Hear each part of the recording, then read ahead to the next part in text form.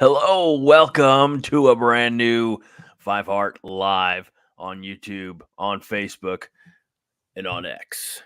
I am your host, who's not even supposed to, like Dante in the movie Clerks from 1993 or 4. I'm not even supposed to be here today, but I am. You're welcome. And because I wasn't supposed to be here today, we've got from Husker Heat, a Nebraska softball podcast, which has never existed at all in history until this year. We got Andy Ketterson. Andy, long gone Ketterson, excuse me. Yeah, I still we have, what's that, Andy? Got my softball nickname up from that show. I appreciate that. Thank you. We have, as always, I don't know where the show would be without her, Minnie Hunt, our organizer. I hesitate and I pause to call her our pod mom, but she does keep the show on. Good hesitation. Never call me the pod mom. Oh, that's a t-shirt. That's a t-shirt. I mean, like I've heard the pod father. Yeah. Be a thing. Yeah, but I don't. I'm sorry. You're a mom on a podcast. I figured it felt you keep the show in. Stop. No. I'm sorry. You are not getting off to a good start here. Fine. I don't need to be. I'll leave. You're not even supposed to be here. I'm not even supposed to be here today. I was actually thinking of putting you on probation tonight. Well, it's still my show. So good luck. And joining us, assuming he has his audio difficulties out of the way, he is our Nebraska baseball beat writer at CornNation.com. He is a Chatterfield himself. He's usually here with you all in the comments, but he's also one of us. He's a Corn Nation and a guy, and that's Aaron Rostovsky. Aaron, aren't you glad that, unlike John, I actually know how to pronounce your last name? It is refreshing. Did that work? It's good. It's dare I say, and I say this not intending insult, it might be as good as it gets. So best of luck up there on the shuttle, Aaron. Yeah. Sounds good until I turned on KSA's launching threes and then my sound got all wonky and I don't know what happened. Oh no. I blame ESPN. I just want to say, Minnie, the notion isn't completely out there because Brandon, he says the pod mother. James Boardman says the fairy pod mother. I like that. The fairy pod mother's better. Yes, because then I can sprinkle a little fairy dust on the football season. Okay. All right. So the fairy pod mother, fine. Pod mom, bad. Very bad. I don't even let my own kids call me mom. What do they call you? No. they okay. My number one ambition in life was to be a mom. Yeah. But I don't like mom. So you don't want a mom in Boston? No. Well, that's just kind of, and I have 3 daughters and teenagers. You know how they can be. So they very shrill voices. Yes. I don't know where they get it. They don't have to, but I prefer them to call me mommy. Ooh, I like this one from Fred. Sprinkle a little Dylan dust on it. It's spring ball. And Scott Schrader says Minnie's got to keep this train on the tracks. That's right. Fred also says that he saw me on the show on Friday, and I followed the format. This must be what happens when it's his show and when it's my show and I'm in charge. So, is that what it's like? And Scott says that the number one panelist is going to hit the transfer portal if if you keep being mean to me. So, it's good times, good times. Everybody, did you? Oh wait, look at this. Fire away. Sprinkle some Johnny Rogers Coke. Oh, I had something for that. That's completely accidental. Absolutely. My work here is done. On with the show, you 3. I got to use my cocaine joke. So the reason it's such a packed house, like, let's just get this out of the way. And I say that it's important to note because this is in the notes. again, as she does, Minnie, great job putting the show together. And number one is intro, Andy, Aaron, and Minnie. Subsection A, where is Greg? Greg just dumb. Greg had the opportunity, Greg, me, third person. I was at Cardinals home opener, which is a holiday in the St. Louis area. Now, while there, yes, I was wearing my Nebraska hoodie, and I heard some Go Big Reds talk to fellow Nebraska fans. One woman who's from St. Louis, but her husband's a Lincoln native and went to UNL. And just like how I was adopted into Husker Nation, she was as well. So, again, Nebraska, it's universal. But when I was finally like, what time's game? I got to set something up. I don't think I'm going to be back for the show. And John said he was out. Well, the game said 4:15. Figure 3+ hours, driving back. It might be tight. So I said, Andy, you want to fill in? Great, cool. Aaron, you want to come in and talk Nebraska baseball? Awesome. Minnie's going to be Minnie. She's going to be here. She's going to be our rock. And that was 4:15 Eastern, 3:15 Central. So I have been home for almost 2 hours. I was able to help get my twins to bed. Showtime. It's go time. It's go time. You sound a little stuffed up. Are you? I did a lot of shouting today. It was a very exciting inning for the St. Louis Cardinals. How'd they do? Out of that cocaine. I've never done it. They won 8-5. Oh, good. It did not always look so good. At one point, I think they were down 5-2. They gave up a run on a wild pitch. If that's any indication, just like, this is not going to be a good year. So I feel like you need the major league advice there from Jake Taylor. Settle down, kid. There's 160 of these. Thank you, Aaron, for pointing out once again that it's just a lighting thing with my hoodie. Says that picture at Busch Stadium was not me. That hoodie is real red, not salmon. This it's the same. It's just, I assure you, it's the lighting. We got to bring that up all the time. So, Mr. Matney is here. David, hello. The official realtor of the Five Heart Podcast, living in Omaha. David Matney, good to see you, my friend. So I'm here. It's a packed house, and I'm excited. So there's a reason to have a party tonight. I mean, we have so much to talk about. I've never had this long of notes. And it's our duty to get this show. It is our duty to get this show done in less than 2 hours. Okay. So I'm going to try to be less entertaining and just focus on the facts. I'll try. I doubt it. I apologize. I didn't study much. I'll try to be entertaining. Perfect. Hi, Marianne. Great to see you here. Marianne Roberts says good evening. And we're going to hold on to that one, Scott. That's a good comment about our former HCSF. All right. Well, let's since Aaron's here and since I, even from afar, even when I wasn't planning on being here, I was setting the format, and we are going to start with baseball.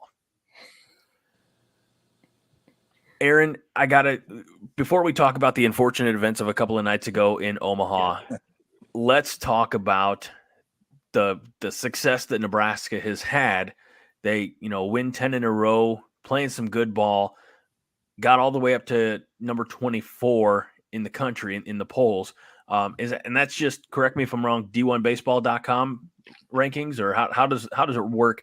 Because I know wrestling has their own rankings, etc. But what's the go-to ranking source for college baseball? Oh, look at that! Yes. Well, here comes Robert Paul Weiss. No, he can join. That's awesome. Tell him. What's my nickname? You gotta go to bed, dude. It's bedtime. Does he have a dog? The fairy pod mother? Yes, tell him his fairy pod mother is here. Well, I thought I had everyone in bed. Attaboy. What a cutie. He was fully clothed when I put him to bed, too, just so everyone's aware. Yeah. Sure. All good. That's what I said. Yeah, they're in baseball, we've got the 5 different polls. So, I mean, you can pick your ranking basically depending on the day and who you want to quote. But Most people lately have been using the D1 baseball, so that's what I figured we'll be consistent with them. And instead of writing all 5 of the numbers on the board like I did for the Creighton preview, we'll just stick with them. But even though I don't agree with their rankings as they are right now, there's a couple teams that we should have been ahead. Softball's the lost to Creighton, notwithstanding. Yeah, I was just going to say softball's the same way. They've got 3 or 4 or 5. I just quote the RPI all the time because that's, and I'm assuming baseball's the same way, as that's what they'll be looking at when they sit in the room and decide to pick who's going and who's not. Exactly. Couple quick things in the chat. I apologize, but we got to do this. Marianne says Bud Light for me. No thanks. It was Bud. No, I had she said thanks. What? That says thanks. That's not a no thanks. Bud Light for me. Thanks. I said no thanks. Oh. I had, because I drink the Yingling, of course, the unofficial official beer. I was drinking Budweiser. So the tickets were through work. I had to earn them. It was a performance-based reward, which is cool. But it was all-inclusive, all you can eat, all you can drink. So I already drank like a 6-pack of Budweiser today. And now I'm on to Yingling. So, Minnie, I know you said I'm tolerable to like my second Yingling. I'm going to apologize in advance for what's about to happen tonight. Josh is here, popped in to say, hey, everyone, saw the best pod bomb ever with Aaron's little guy there. And Fred says, waiting for John to make a similar entrance when he finally loses his mind. When? You mean again? Or and little's not a good word, because I get that little thing you saw right there. He's 4 years old. He's going to be like Teddy Prohaska when he gets up there. He's nice. Solid muscle. And Aaron, you look like you played football. Yeah, I was on scholarship to play tight end at Doane, but I had double knee surgery before I got there and tried 3 practices. And by the 3rd practice, we were running a little drill where we like shed the coach and run up the seam. And the quarterback called hut. I picked my hand up to take off running. My knees didn't do anything, and the coach just shoved me into the ground. And so I'm like, well, I guess we're done here. You got to keep your scholarship, though, right? Like at the big leagues? I did, except for one Tommy Frazier tried to come in and take it away from me. Well. You were part of that crew, huh? I was. Oh, wow. That could be its own pod. Whole story. Oh, my gosh. I wasn't contributing to his team, so he wanted to. A lot of people weren't. That's fine. Yeah. I remember Fred says, regarding your boy there, Aaron, he's a 4-year-old Jesus. He'll be as big as Hutmacher's dad by age 15. Mm-hmm. Josh says sign him up. So, all right, back to baseball. We're going to Hey, wait a minute. Focused. Yep, Minnie, sorry. Sorry. Don't I look like I played football? No, I was going to say, it looks like you played baseball. Well, I did that too, but I dazzled in an 8-man one. I was 6'1", 150 pounds of power.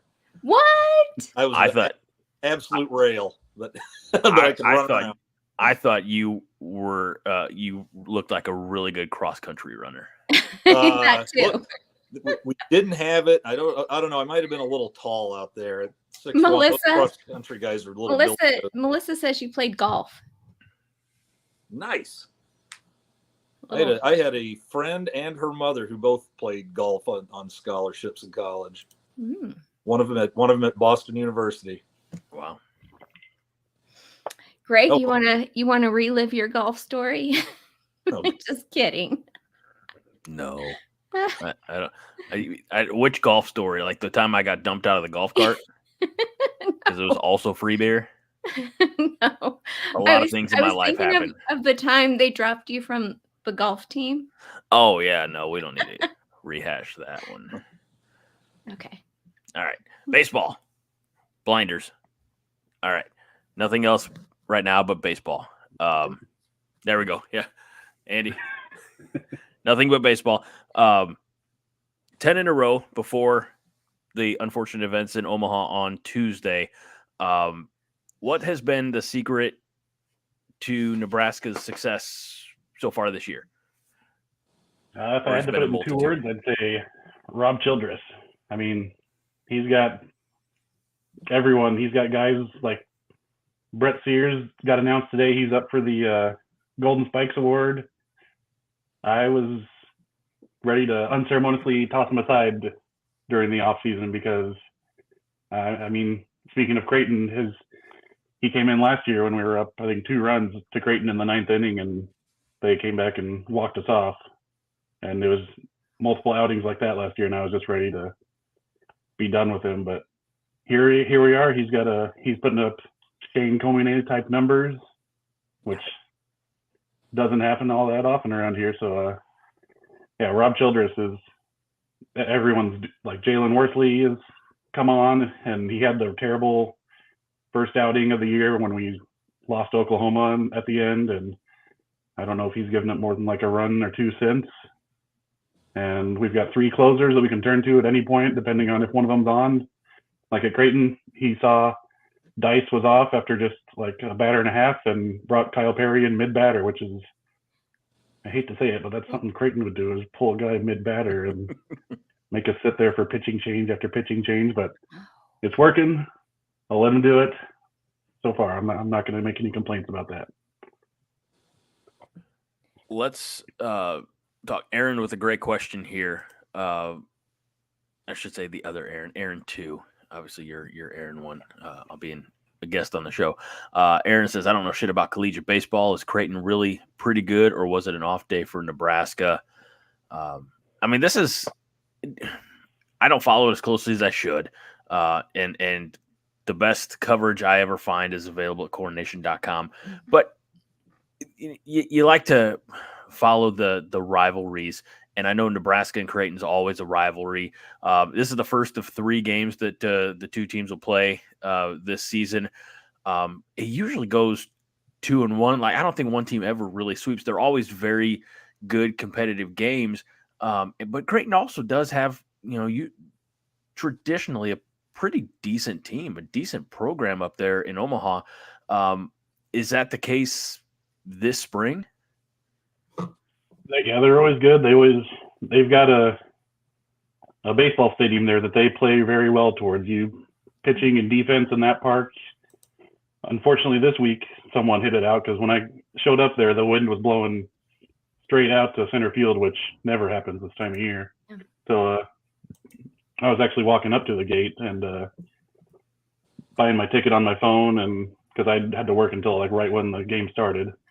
And so I got down there, was buying the ticket on the phone, and I heard the 2-run home run go off. And I'm like, it's pretty cold. I don't know if I want to sit here get smattered by Creighton for 2 hours and be cold the whole time. But I did end up going in and freezing my Twitter fingers off.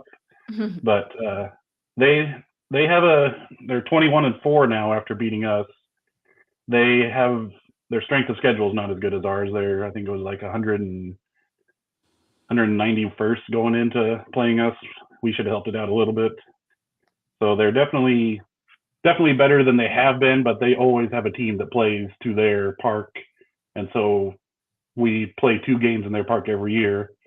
And sometimes, like last year when they just walked off the field during that lightning storm that was very far away from us, but you could still see it, they get to play more than 2 games in their park. They get to play 2 1/3 games in their park and have a crazy comeback. But they're a lot better this year than they have been in years past. So they had a guy that he was injured for a couple weeks, came back, went like 7 for 13, and that actually lowered his batting average to .532, I think. When holy crap, which is just insane.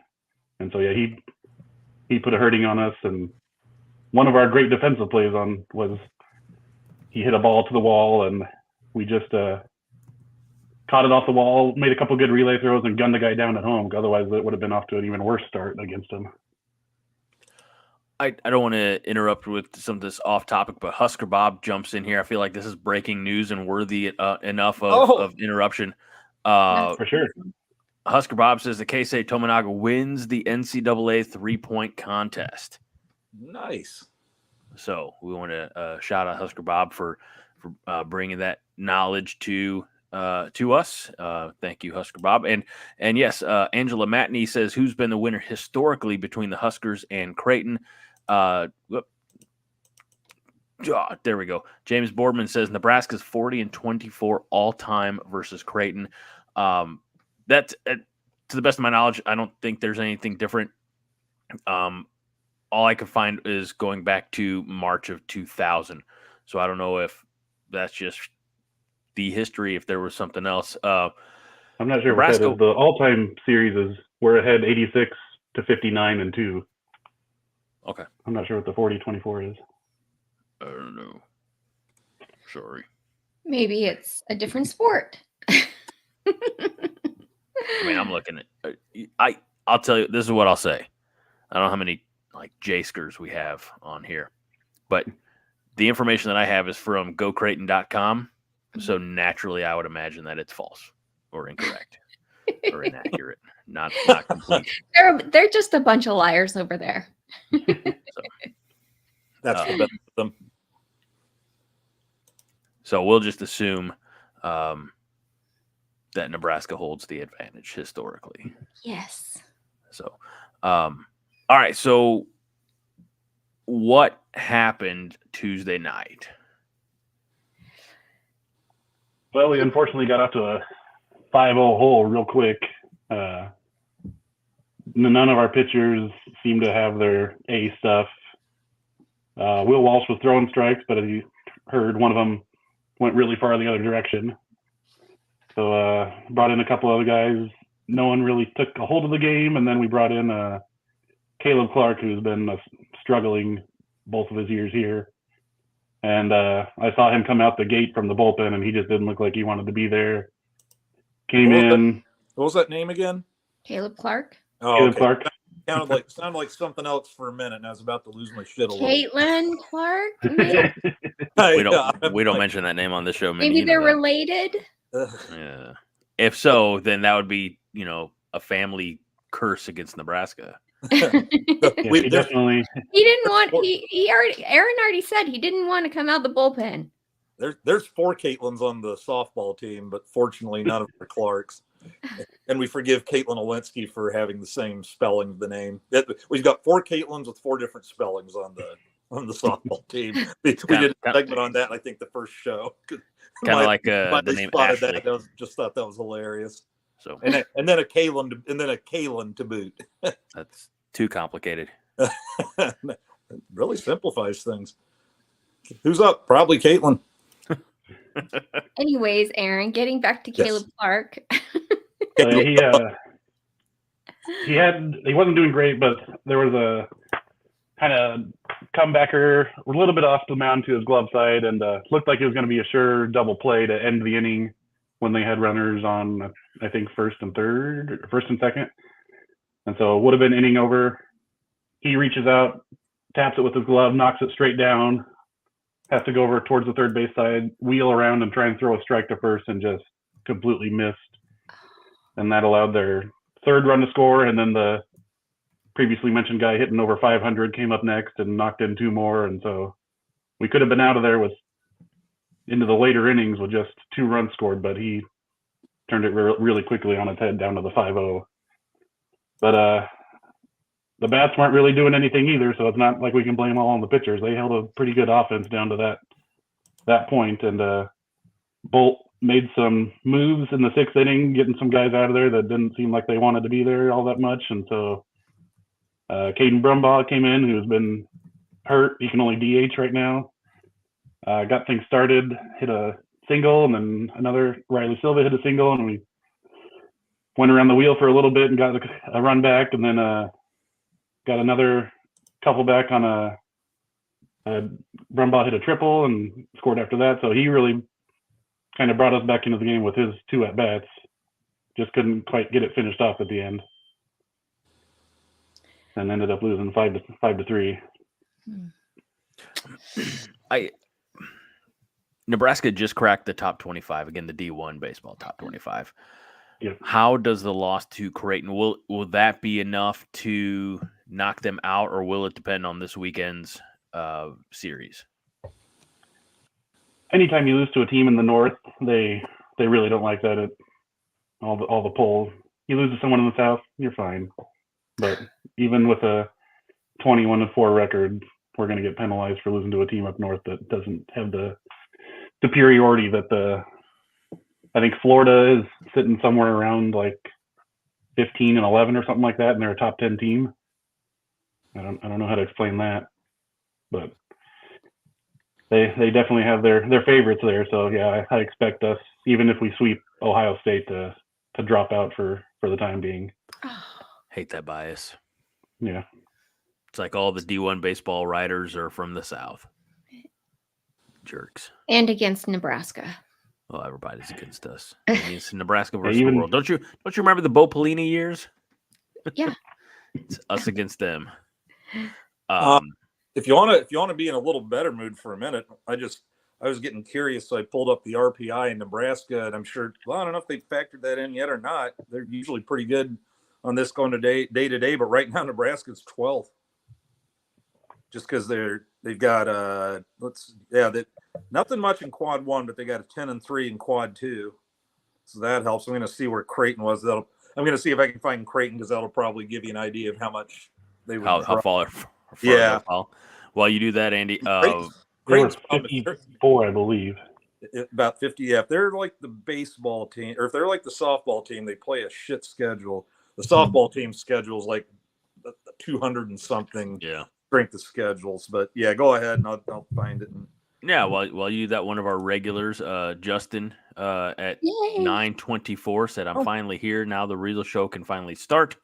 To which Fred said, "Thank God it's Justin. Greg, rewind the last 24 minutes to start it over. Format be damned." Fred, music to my ears. You would be so fired, Fred. Do you say Fred or me? No, but yes. Oh, All right. Well, let's start over. Okay. Well, I found Creighton, and they're 22-4, but they're 40th in RPI, but would be higher except for their strength of schedule, which I think Aaron mentions 164th. So which is kind of in the middle. I'm assuming there's around 300 baseball teams too. Sorry, stat nerd. Yeah. What as we look forward to Ohio State again this weekend, I feel like every year the Big Ten is just a big cluster, especially at the beginning of April. You don't really know who's standing out and who's not. In Ohio State, certainly I feel like most teams in the Big Ten, they have the money they could dedicate to baseball. They just don't. So does Ohio State pose a threat? Is this something where Nebraska can get back on track this weekend? Again, not that a loss to like I said, 21-4 or 24, something like that. Not that that's huge, again, to an in-state rival, as much as Creighton can be a rival. But can Nebraska just bounce back, wash that, shed that off their backs and get back to getting some dubs? So the first part with the money part, we beat them in 2022, which I don't like to bring that season up very often because that was just the worst god-awful season that I've been around as a writer and as a Nebraska fan, baseball fan pretty much. But we actually swept them on their field, and so that was about their rock bottom. I think they decided then and there things needed to change. So they actually spent some money going down to TCU and hiring their associate head coach, fresh off I think it was like 5 College World Series in 9 years. They brought him up there. And not only that, he brought up Texas's pitching coach, who had just won Assistant Coach of the Year, to be his pitching coach. And then they rounded out their crew there with Clemson's pitching coach, who had just come off Clemson having like some of their best pitching years. So they loaded up last year, and then you get to add your fourth. This year you could add your fourth assistant coach. They went and took K-State's best pitching coach in their history, brought him along. So they've got coaches for days over there, especially pitching wise. That the final guy, he's just basically in charge of catchers and then like helping out a little bit with pitching. But yeah, they're starting to throw their weight around, it looks like. So they're not there yet. They've still got some of the guys held over from that 2022 team where they're still searching, but they're like their ace was a freshman last year and was their closer, and he's definitely going to be a tough one for Sears to battle up against. That's going to be a real tight game on Friday night. So if we get past him, they don't have a whole lot behind him. One of their starters from last year will pitch Saturday, and he's doing a lot worse than he did last year. His strikes out about as many guys as he walks, which is never good. And then they were pitching a guy that we'd faced at Texas A&M Corpus Christi last year that had transferred in, but he is doing so awful that they're just going to try and throw a freshman that's never pitched more than like an inning and 2/3 against us to see just. And that guy's doing good, but he's not going to last more than probably 3 innings. So we should win the series, I would hope. Sweeping might be kind of tough. Ohio State is 12-12 on the season, 2-1 in conference play, and just you might be able to tell me because you've worked on things. Nebraska at home or on the road? That'll be in Lincoln. And okay. Yeah, they are 12-12, but it's a lot better schedule than most of the Big Ten's played. Like they beat Oklahoma, they beat West Virginia in a couple. They've got a decent strength of schedule. I think it's like 52nd. Yeah. I'll tell you what, ready though, to move up. They have also felt the sting of Grand Canyon University. They did. They lost 10-3. Yeah. But again, they've got a couple of wins over like an Arizona State. I think, they split a 4-game series there. It's so weird. Like baseball scheduling is so weird. In football that you're paying a smaller school to come to your stadium to beat the shit out of them. And in baseball, when you're a colder climate school like in Ohio State or Nebraska, basically anybody in the Big Ten, you're going to go to Cal State Fullerton or apparently GCU or, and it's a crapshoot, and I want to ask this as far as, you're talking about pitching. And nobody's going to come north to play you. No, I know it's not put fair. A gun to their head. The warm weather schools are not going to come north to play you until it's nice weather, and if there's like a 30% chance of rain, we're not going to come. And opening day. Go ahead, Andy. Sorry, I'll just say this real quick about the softballs. Like everybody goes south for softball too, but they do it for about 6-7 weeks of just tournaments. Like a school will host it, or they'll be at a neutral site. So it's basically like neutral site games for everybody, and the northern teams and the southern teams are all there, and they're all kind of trying to load their schedule with the the non-conference teams as best they can. But I just thought that's a cool way for everybody to get games and not have one group just trying to hey, we've got a geographical advantage on the other group, and we're not we're never giving it up, so go screw yourselves. Well, it's like what Aaron just said. At Creighton, the wind was blowing, and he said he was cold. So imagine how the baseball players are feeling. Yeah. Oh yeah, I knew it was cold. Why would be like even he was cold? Like, I was cold at the Cardinal game today. It was a high of 47 and windy. Like, big people can be cold too. Okay, like you don't have to be surprised. I know insulation. I know I've got some extra insulation, but under that, sorry, Aaron. I hope you didn't take offense to that. Jeez, Greg. Aaron, take offense. If enough of us are offended, I gotta go read to my kid. Good night, everybody. Assholes. Watch it, Minnie. You forget, Minnie. And I apologize to all of you beautiful Chatterfields out there. Budweisers are speaking. This is not that's fine. This is not me. That's right. I'm not shaming anybody. But Minnie, you have to remember that Nebraska is a Midwest state, and therefore we have kind of Midwest body types. So if you're making gross generalizations about your colleagues here on the show, My colleagues. you're making gross generalizations about 85% of the Nebraska fan base. Which I love. I just That's feel more like of you guys to love. there's torches are being lit and pitchforks are being sharpened. All right. Actually, If you you keep know, it up, to if be you keep it honest- up, Hey, if you keep it up, it's going to be cancel culture. All right. okay, but I listen. cannot protect you. Listen to me. My niece is visiting. She's a cardiologist at Ohio State. Listen. Thank you, Melissa. And so she lives in the Midwest. She told me that the healthiest people are the farmers. I agree. She said by far healthier than even like the blue zones. So you know what a blue zone is. I don't know what a blue zone is. I'll say it. I don't know what's a blue zone. That's right. Justin's calling for his compatriot. David Matney, get your pitchfork ready. Melissa says, why is everyone I've picking got up the Greg? Matney family on my side too. So, The blue zones are the areas of where people live to be, the most people live to be like 100 years old. Oh, okay. I don't know if I want to live to be that long. To be that old. That's like, that doesn't seem like a real 100 active years of lifestyle. Nebraska football.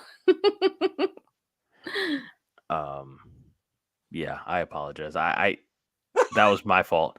I purposefully took us down that path, and let's. You guys didn't tell me Minnie was so mean. Gosh, I You knew got to that. stick around. Nobody seemed nice in the chat. Yeah, it's I'm a you really know, nice person. Kidding. Once you get to she's know a me. very nice person. We'll make you feel better. We'll just call everybody fat for the rest of the show. Oh, See, it's not just her. I can. okay, Aaron. Be a Aaron, does your body run warm or cool? Aaron too.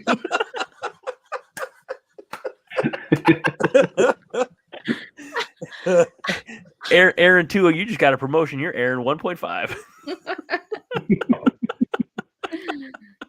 I understand. All right. Anything Aaron else R. about baseball? What's that, Minnie? I'm sorry. Anything else about baseball? Yeah, she's wanting to talk DR. That's all she wants to talk. Yes. On the Will Bolt show, the very first thing that he did when the new athletic director was asked or was announced was ask, hey, can we go back to our black uniforms when we're getting ready to sweep people? And he got the official okie dokie. And so at Northwestern, we got the black hats back, the black belts, the black socks. Speaking of hats, we don't have the unis yet because we weren't allowed to order them, but down there somewhere. soon. Next year we should all be back in black. So Down. thank you. Da-na-na-na, da. So all those people that always say like uniforms don't matter, even the coaches are arguing for the uniforms that they want. So Yeah, I like that. Well, before we move on, it's time to address our housekeeping. And again, this part of the show, which we usually don't do 40 minutes in, but we had a killer first topic. But this part of the show is, of course, brought to you by our favorite realtor and yours, living in Omaha, David Matney, the official realtor of the Five Heart Podcast. And he wants you to know that you can get your sweet, sweet Corn Nation merchandise at cobbycorn.com. I'm supposed to have a shirt coming to me. That's what John has been saying for about 8 months now. So when I get it, if I get it, I'll happily. Have you reminded him? Does it do any good? I mean, brain injury. Yeah, that's about the only way you get it. So you can get yours. Lots of reminders. You can get yours. You won't have to wait 8 months. Cobbycorn.com. And of course, while you're here, especially if you're in the realm of YouTube, which I know a lot of you are, make sure that you hit that like button, subscribe, and ring the bell for notifications on YouTube. And like us on Facebook, and I don't know what the X equivalent is, but yeah, it helps the algorithm. It's all about the algorithm, everybody. So, just coordination on X. Oh, I know, but I don't know what like the like equivalent is of it on It's a X, heart. so. Give it the heart. Yeah, it's just a heart. That's not where my camera is. I mean, that's where most of our viewers are from. Hey, we have over 300 people viewing tonight, and most of them are on X, and they don't comment, but they're there, and we appreciate them. So, and don't forget that at some point in the not too distant future, I've been told we will, for you diehard Chatterfields, be doing the Young Guns viewing. I don't know if Andy's ever seen this graphic. Yes, I have. Okay, perfect. I think I saw a few, and it was in the development stages. Excellent. So we tried doing it live just like we would this show. Of course, that lasted about 7 minutes before YouTube kicked it off. So eventually we'll do it via Zoom or something like that. We'll make sure you have a couple weeks notice, clear your calendars. And that concludes the Aaron. Yes. Oh, no, he's not done. One more housekeeping item, please. Okay. I even have my own little outline. Want to see? Yeah. No, housekeeping? Yeah, I know. I will have an official coordination invite for the tailgate that we're going to do on the Sunday, the date that I forget, against Iowa before the game. There'll be hot dogs cooked by me. They're going to be great. Oh, wow. Probably from Costco, if you like those. I plowed a few of those down last year. And very enjoyable. And then I remember that was when Miley first hung around the coordination crew and had John. She wanted to know like all the old man words that John used, like egad and crap like that. She was just sitting there I'm between these two jackasses and they're just pestering each other like the whole game. But she's like, I love your old man words. Shut up, I'm not old. And Who was that? my daughter Miley. Oh my goodness. Does the pod with me, and I would pay to see that. It was pretty entertaining, not being in the middle of it the whole time, but I had to admit it was funny. And then what was it? I think it was like 3 months later. There I was, just got done hiking in Colorado with my son and got a text from her. Hey, can I write for coordination? And asked John. I was like, you ever written? No. All right, let me ask John. And and I asked him, and I think pardon my French again, but I think John's response was, "Fuck it, we'll teach her how to write." And thus the coordination writer was born. And here's the thing, our history has always been, we don't want good writers. we want good fans. I like that tagline. What was that in the movie Lean on Me? I don't want a good principal. I want Mr. Clark. So I have to address these because I feel like this is something regional that I don't quite understand. As far as when we tried to watch Young Guns before and stream it live, and I said we last about 7 minutes, and Fred says that's 6 minutes and 30 seconds longer than our former HC on D-Cup night at Spearmint Rhino. Now, I don't know what that is, and apparently neither does Aaron 1.5, but he says the Spearmint Rhino joint sounds magical. You could always Google it, Greg. Yeah. I'm not sure. We don't have time for that right now. I don't Google during the show anymore, Minnie, remember? No. Greg, they're talking about Scott Frost going to a brothel in Vegas. Oh. Not surprised. He would have had to have found one in Dublin, right? And that's why we shit the bed. I mean, I think there like some bedside locations too. So some like bedside madam said, "You should kick an onside kick up 10 in the third quarter." Oh God. Not gonna say if it was before or after or during, but All right, moving on. All right.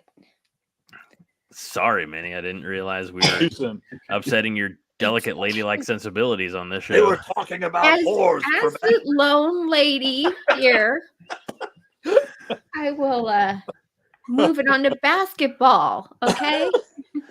Yeah, I think the biggest news of the day, outside of Keisei Tominaga winning the NCAA 3-point challenge, is that we knew it before. It was announced earlier today, but Melissa said it in the chat that our very own, our mayor, Fred Hoiberg, the National Coach of the Year. And not the, I think it's some Jim Phelan National Coach of the Year. Yes. I Close enough. I don't know There's a little big caveat one. there. Yeah. What is that caveat? Because of my friend who just Jim Phelan, something or other. Yeah, he was like a D2 coach, and I think in like 50 years of coaching, he won one title and went to like 4 Final Fours in D2 or something. So I was like, no, that's Hoiberg as hell. But I mean, I'm proud. I think he did a fine job this year.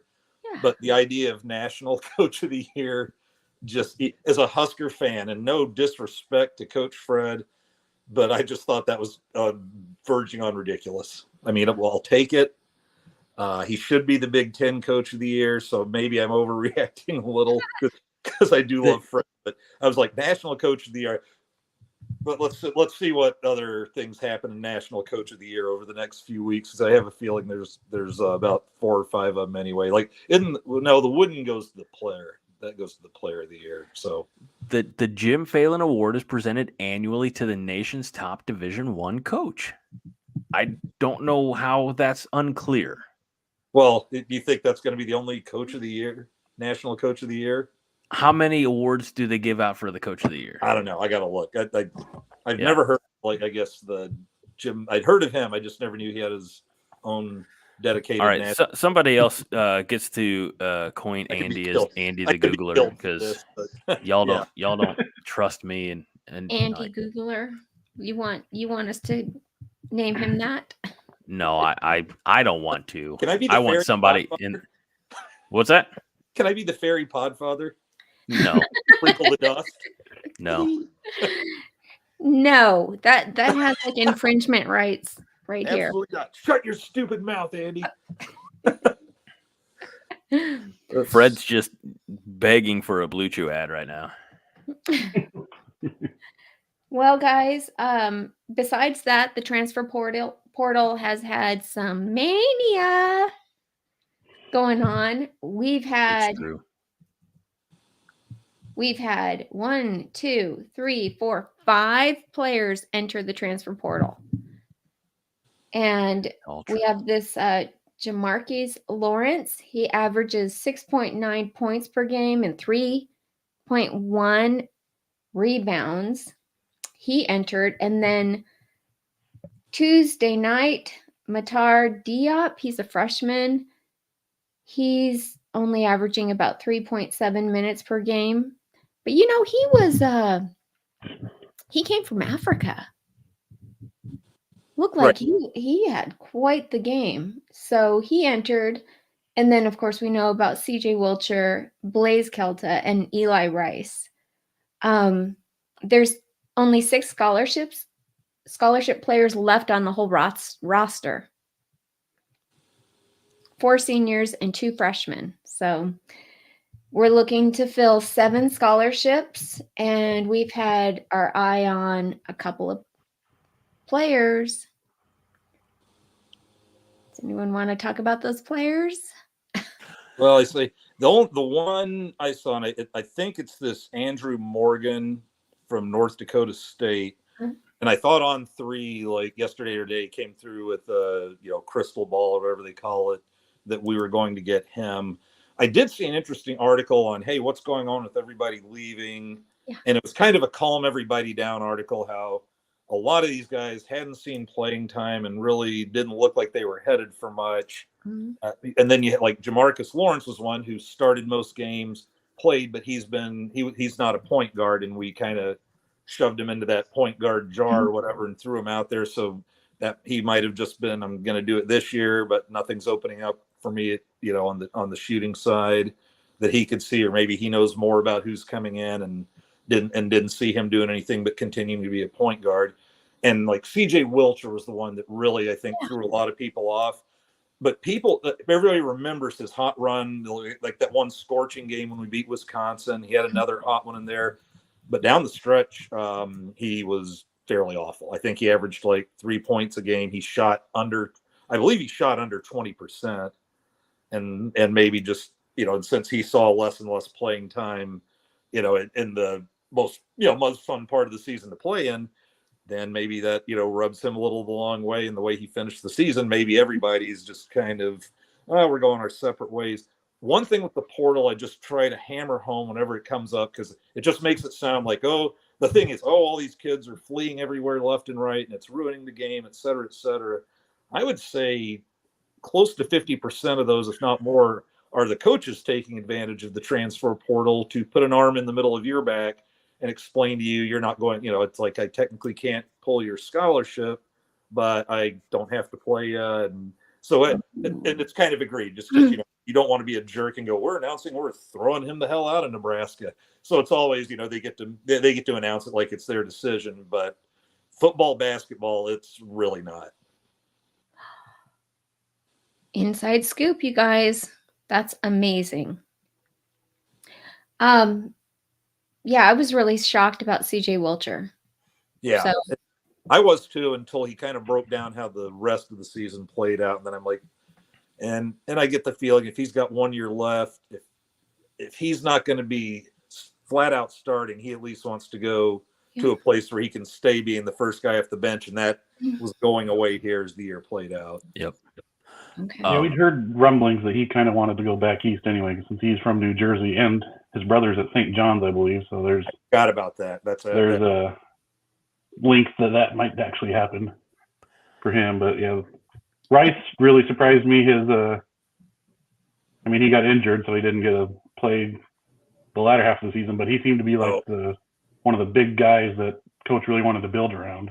I got to throw this up there just because we kind of blew right by it when Betty pointed out that I think it was Diop was from Africa. And Betty? Who's Betty? What's that? No, Diop, wasn't that his name? Was he the one from Africa? But anyway, she mentioned so and so is from Africa, and we got a Diddy Bless the Rains. The Toto song, Africa. It's like I gotta give him the pop culture there. Good shot, James. The players who, and I say this for every sport, for every scenario, the players who leave,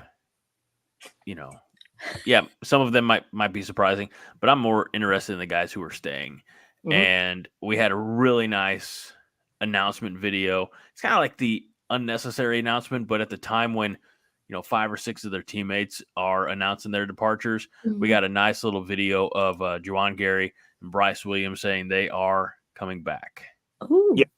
Run it back, I think, is the wording that they kept utilizing a lot in this almost like a Chevrolet or GMC commercial. They're just cruising and having this conversation. So those guys are back. Very excited.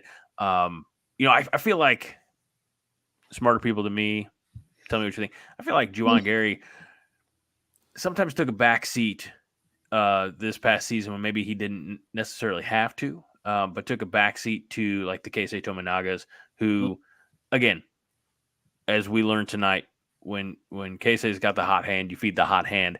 But I think sometimes that was at a detriment to a Juwan Gary. Bryce Williams played really well down the stretch, and Gary certainly had his highlights. I'm really excited for these guys coming back next year. And I would hope Rink Mask joins that group too. I agree. I'd be stunned if he now if Rink up and leaves, then you can probably start ringing the alarm bells there. But oh shit, it was a Toto reference. Yeah, Fred shouting out James Borman saying 4D chess. So, but the transfer portal will take it and also give it. So yeah, there's with a run to the NCAA that brings more interest and hopefully more donors to help with the NIL to get some of the bigger guys we want in here, such as like the UNO guy from Freddie Fiddler and Frankie Fiddler. Announced we're in his top 4. I think Aaron and I were talking about this today. I'm like, I don't like seeing Wisconsin up there have a Frankie and Chucky reunion isn't it about time now? I mean, every year it's never happening, but shouldn't we be talking about Chucky Hepburn in the portal rumors, even though it's, it's bullshit every time. But I just feel like it's almost becoming an annual rite of passage to talk about a guy that just loves torturing us when we play in most games. I'll give all that up. Come back to Nebraska. But no, I'm just kidding there. But yeah, love to see Frankie stay in the state. Just come on down Southwest. Just not in Omaha. Yeah. No blue. Just stay out of Omaha. Stay in state. Stay out of Omaha. Look, terrible in blue. Frankie Fiddler, you got two choices, in my opinion. You can go to the University of Nebraska-Lincoln. The best school ever. Wayne State College. But stay in Nebraska, just not in Omaha. I'm saying. James Boardman has heard that Fiddler's a Wisconsin lean. And again, that Chucky number might be the reason why. So again, I mean, you could go Shattern State. I don't know if you want to go all the way out there. Shattern's a beautiful community. They treat you real well, Frankie Fiddler. If you're watching, welcome. Join us in the Chatterfield anytime. These are some odd suggestions, but we appreciate them. I mean, look, why go to Creighton? Why go to Wisconsin or even Michigan State? Well, Wisconsin has wonderful food. I'll give them that. Wonderful what? Food. Back when they'd usually have, Miley when she was playing hockey, we'd take her to these like USA Hockey kind of tryout camps, showcase camps, and they usually held them up in Wisconsin somewhere. And I kid you not, if we can insult a state for being fat, they were, and deservedly so, because these just different restaurants were just delicious. And now we're not eating like the 5-star, Italian and $68 prime rib on the bone or rib on the bone crap. But the food up there was like. I am shocked at all these Wisconsin jabs from Fred, from you. I said their food was wonderful. What kind of jab is that? Fred says Wisconsin leans whichever direction Bielema is standing on when he takes Illinois up there to play. Now, it's okay to poke fat at Bert for that, right? And Justin says Wisconsin didn't have the breakfast runza. So that thing looked like shit. Yeah. I was like, it just looked like there was a little egg in there, maybe. And I feel like the breakfast runza would have given you the all-day runza, if you know what I mean. I know exactly what you mean. So. I lived it. Yeah, I lived that with the regular runza. I noticed this too, Fred. What did you do, Andy? What did I do? What? You gave yourself a little like thumbs up bubble in your window, in your chat. We discovered this the other day, and I'm not sure exactly, but like if you throw a thumbs up or something. Wait, I've done. I don't know. We couldn't get it that like right there. I just did it, and see. Can you do like the face? Yeah, it froze me. Or the cry? Show on Tuesday night, and I'm like, did somebody give me a thumbs up? And Miley, she definitely knows tech better than all of us, probably. It's just like, no, it does that on there. It gives you the thumbs up. What, you do this? What does it do? Yep. You see, now for like an Iowa night, if they can get this working and have those floating around, then I'm all in. Yeah, I agree, Fred. That's something and creepy. Well, it could be creepy depending on what you're doing, but yeah. I have to get it away from my body. Needs to be like back here.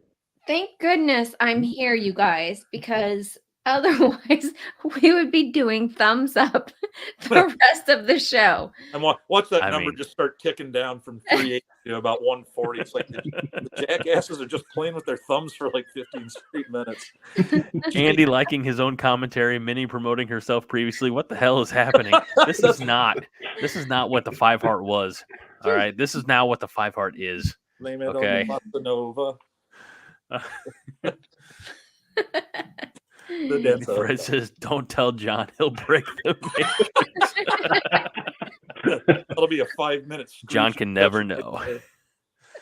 All right. Well, let's move on. For the love of God. Yeah.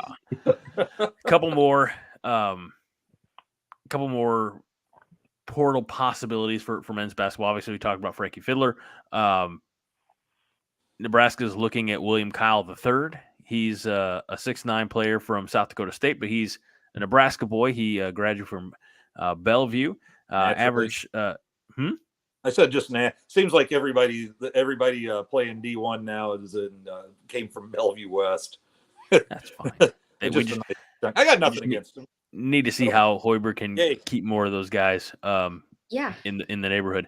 William Kyle III averaged 13.1 points, 6.6 rebounds, 1.6 blocks, and 1.7 assists. But the scouting report on William Kyle III says the 6'9" player does not shoot threes. So, yeah, that's fine.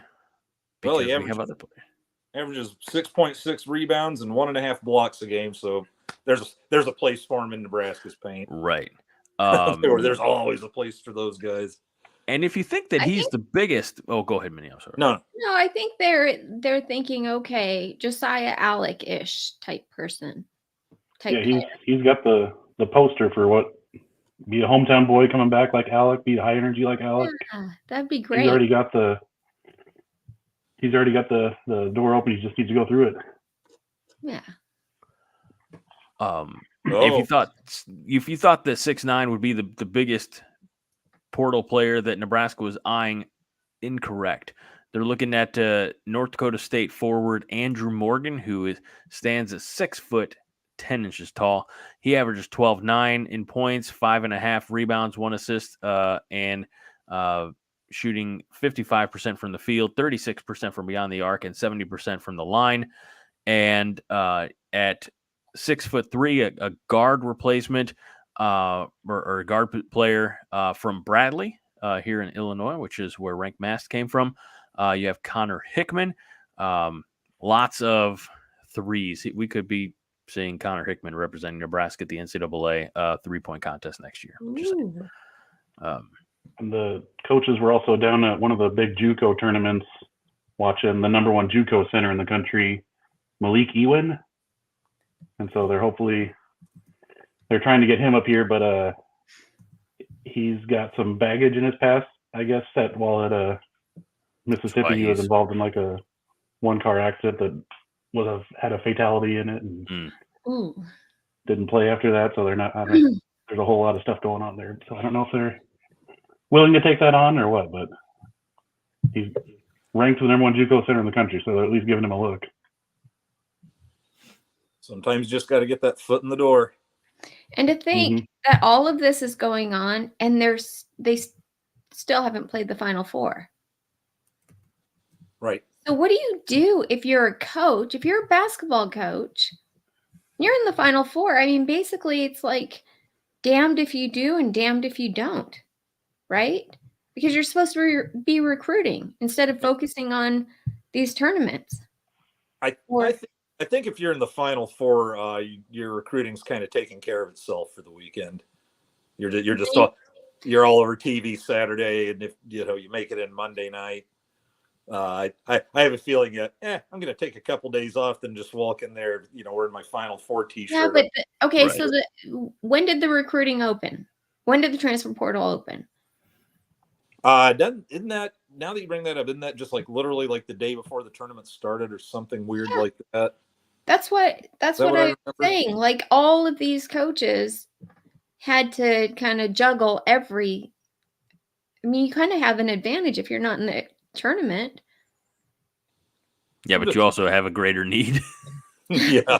Yeah, but you always have to replace your roster. I don't know if I ever heard of like the leading scorer at the McDonald's All-Star tournament, the number 3 ranked player in the country, go to Vanderbilt's good in basketball. I got to unthink my football brain here, or just go somewhere like, Utah State for basketball because Kentucky was in the Final Four. I don't think that, because all the good teams are playing in the tournament. I mean, the best of the best is in that tournament, and most of the best of that best is in the next weekend, and then you got your top 4. And I just think like that publicity kind of offsets the advantage they have of being able to go out and visit guys or whatever at that time. Well, the reason I brought this up is because I saw on something that Brad Underwood talked about. This is ridiculous. I actually have a quote from him. I've got 1 coach scouting and 2 just living in the portal. I'm making recruiting calls as we're preparing for an Elite 8 game. Of course, they lost, but Yeah, good. Brad Underwood is a notorious crybaby. Yeah. Like You ever watched him on the sideline? That would piss me off too. It's like you can't do both jobs. He's a man blooter. A man what? The blooter, the Iowa coach, or I guess you could call him a man blooter mulkey. He just sits there and screams and cries all game long. He's just mad. I mean, he's mad when they throw it up for the opening jump. Just a jackass. I don't like him. Bolt also kind of brought up that same thing too, because it's the same for baseball. I mean, it's their season, but they still have like the recruiting to do. That everything's going on right now. So he said with you have 4 coaches now. He's considering having, like, when they go down to some other states that they have a couple of recruits in, maybe one of the coaches will miss a game while they have the other 2 step in and be like the head coaches. He said he's thought about it. He hasn't put it into practice yet, but because it's hard to go out and recruit other colleges for like transfers and JUCOs and everything like that. He considered doing that when they were at Wichita State, but ended up putting the kibosh on it, and sending them out like the couple days after Wichita. The assistants didn't come back, but yeah, it's recruiting in season. It's kind of rough on the college coaches, but yeah, it's the job you choose. Yep. It's so awful that everybody's always trying to move up the ladder and make more money and go to a bigger, more pressure cooked school. So right, can't be that awful. Hit the nail on the head there, Andy. Let us change direction, and since it is, a few days after Easter now, we are fully into spring. We get to talk about Minnie's favorite subject, spring football. Yeah. And because we're already an hour in, this is going to be the quickest spring football report of all time. You are impossible. Look at all this stuff that's happened this week. I know you're going to have to pick like your 3 favorites. Okay, Chasing 3, episode 2, Invest in You. Guys, I rewatched that a couple of times. This Mitch Cholwinski, he's the coordinator of football science. He was explaining these mat drills to us, why they're doing, like, what kind of weightlifting they're doing. Anytime they go outside, they're wearing those catapult vest things that measure all this stuff. And it's pretty scientific. But what he based it off of was this Al Vermeil's hierarchy of athletic development. It's a pyramid. And at the bottom, of course, they have evaluating and testing. He didn't go over that because they've already done that. But then they have work capacity to strength training. And all of that is supportive on their end. And then after that is the explosive strength, reactive strength, speed, and that is their performance. So that's why you see them, like Matt Rule is in these mat drills and he's pointing to one direction. He wants them to quickly change directions side to side. So they're just working on, all of that, which is so neat. I thought, I see it. Then we also got to see, hello. We're done with that. Sorry, boss. Well, you told me I had to be quick. Then we also got to see catch up. Defensive back Jeremiah Charles. His nickname is JJ because he has a twin brother named JoJo. How cute is that? Adorbs. His twin brother plays for New Mexico State. I wonder if he plays at El Paso. No, that's Texas. Anyways, he plays football there. And he was surprised when he got offered for football, a scholarship. His mother was from Texas, where she was a track and field star. And also wide receiver Jaden Lloyd is from Omaha. So the reason they were talking about these guys is because they're in track and field. They're dual athletes. They're doing like this. I didn't write it down. This 3, what's it called? The 3. I'm going to mess it up. 3 body problem. No, 3 hop jump or something or other. Like they jump. Triple jump. The triple jump. Jump. Yeah, I've done that. Yeah. That's tough. You've done that. Okay, great. Not like they do that. Not even close. That looks hard. I know. They're like flying through the air. Yeah. So Jaden Lloyd's mother, she was a track and field star at Nebraska. Dahlia Ingram. And so she's won all kinds of awards. And of course, she always, secretly wanted her son to go to Nebraska, but he was going to commit somewhere else. Florida. Oh, no. Thank you, Andy, for filling in the blank. Yep. So the day he was supposed to commit, he got sick.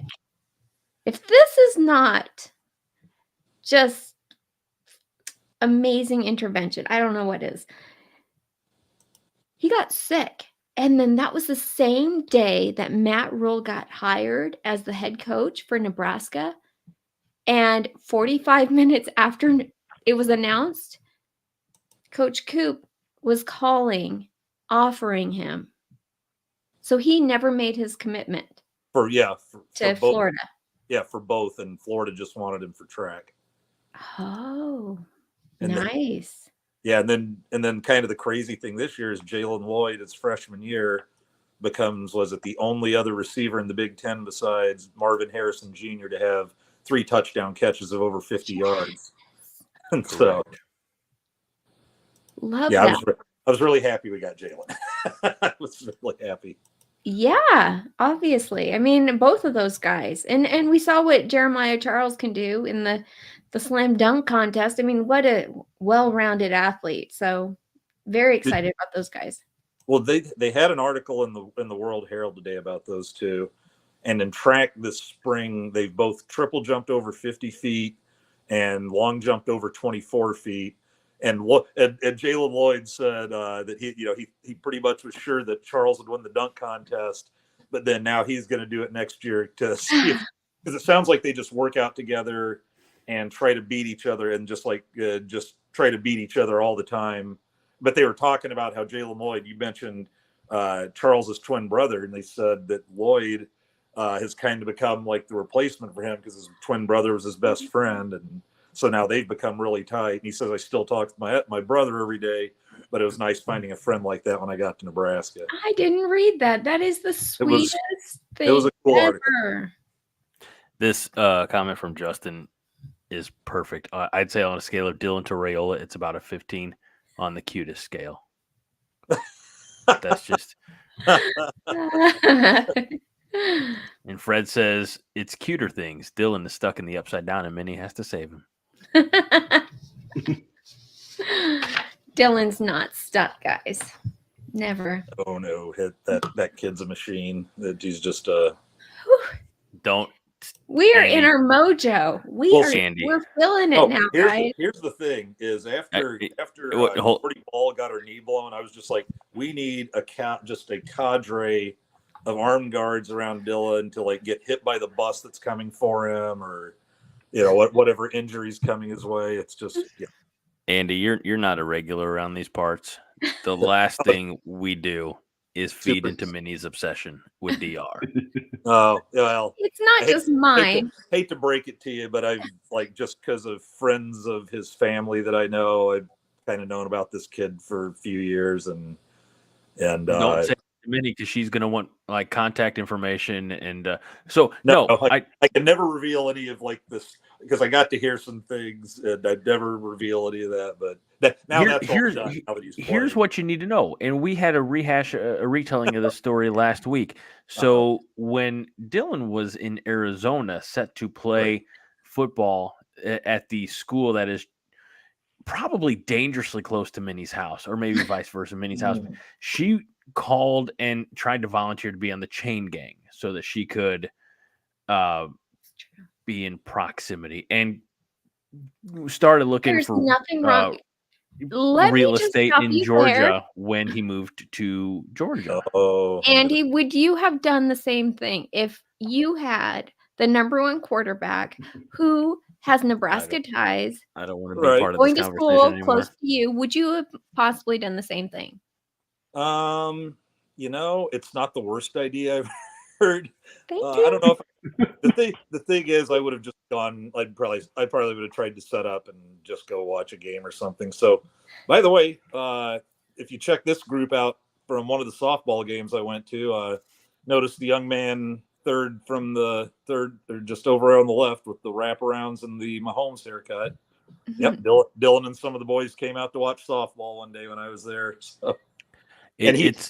I got to tell you this, it's going to make Greg madder, but he was just so nice. Like, here came every mom up with their son or daughter, and he was just so nice, took pictures, let them take pictures and selfies and talk to them all. And you can tell that this is like what can happen, before Greg kills himself. But this is what can happen when you grow up and your dad's a career center. I mean, Matt Stafford was known as Uncle Matt around the house because, their relationship. And then they talk about how, hey, he's in here at 6 a.m. and working out before everybody gets here. Oh. That started in high school. And just because of the connections he has, he found out who Mahomes' trainer was, who set him up with some morning workout that Mahomes talked about once. And I guess just like tracked the guy down, pestered him to death, and got the Mahomes, morning, up at 6 in the morning workout. And so, yeah, there's just more fuel for the fire. I'm just trying to see how much of this I can do and just watch Greg's soul leave. I love this. Body. This is what I keep saying. And for some reason, I can't get anyone to agree with me. They know it in like the back of their mind. They're like, right. Yes, we would have done the same. No, it still came as a shock when he flipped at the end, though. I'd never really given up hope on it. Because I kind of knew that, Nebraska was really where he wanted to be all along. But yeah, exactly.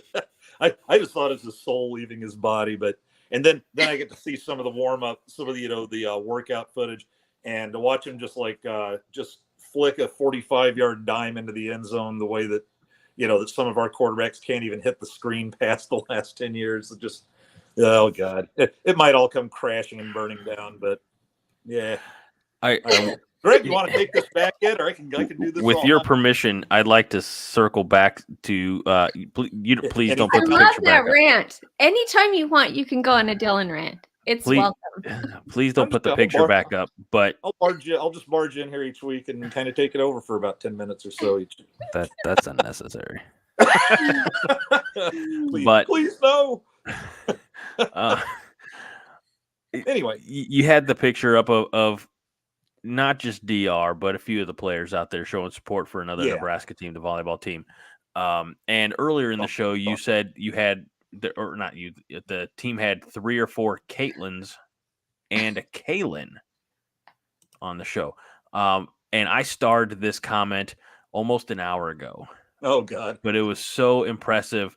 And I now that we're tying softball and football together, Fred says at 9:24, kind of like Kaylin, who will start at quarterback this fall. There we go. Oh yeah, we got that Kaylin, would be Kenny interesting. Pitcher, Daniel Kaylin, better get him out there too.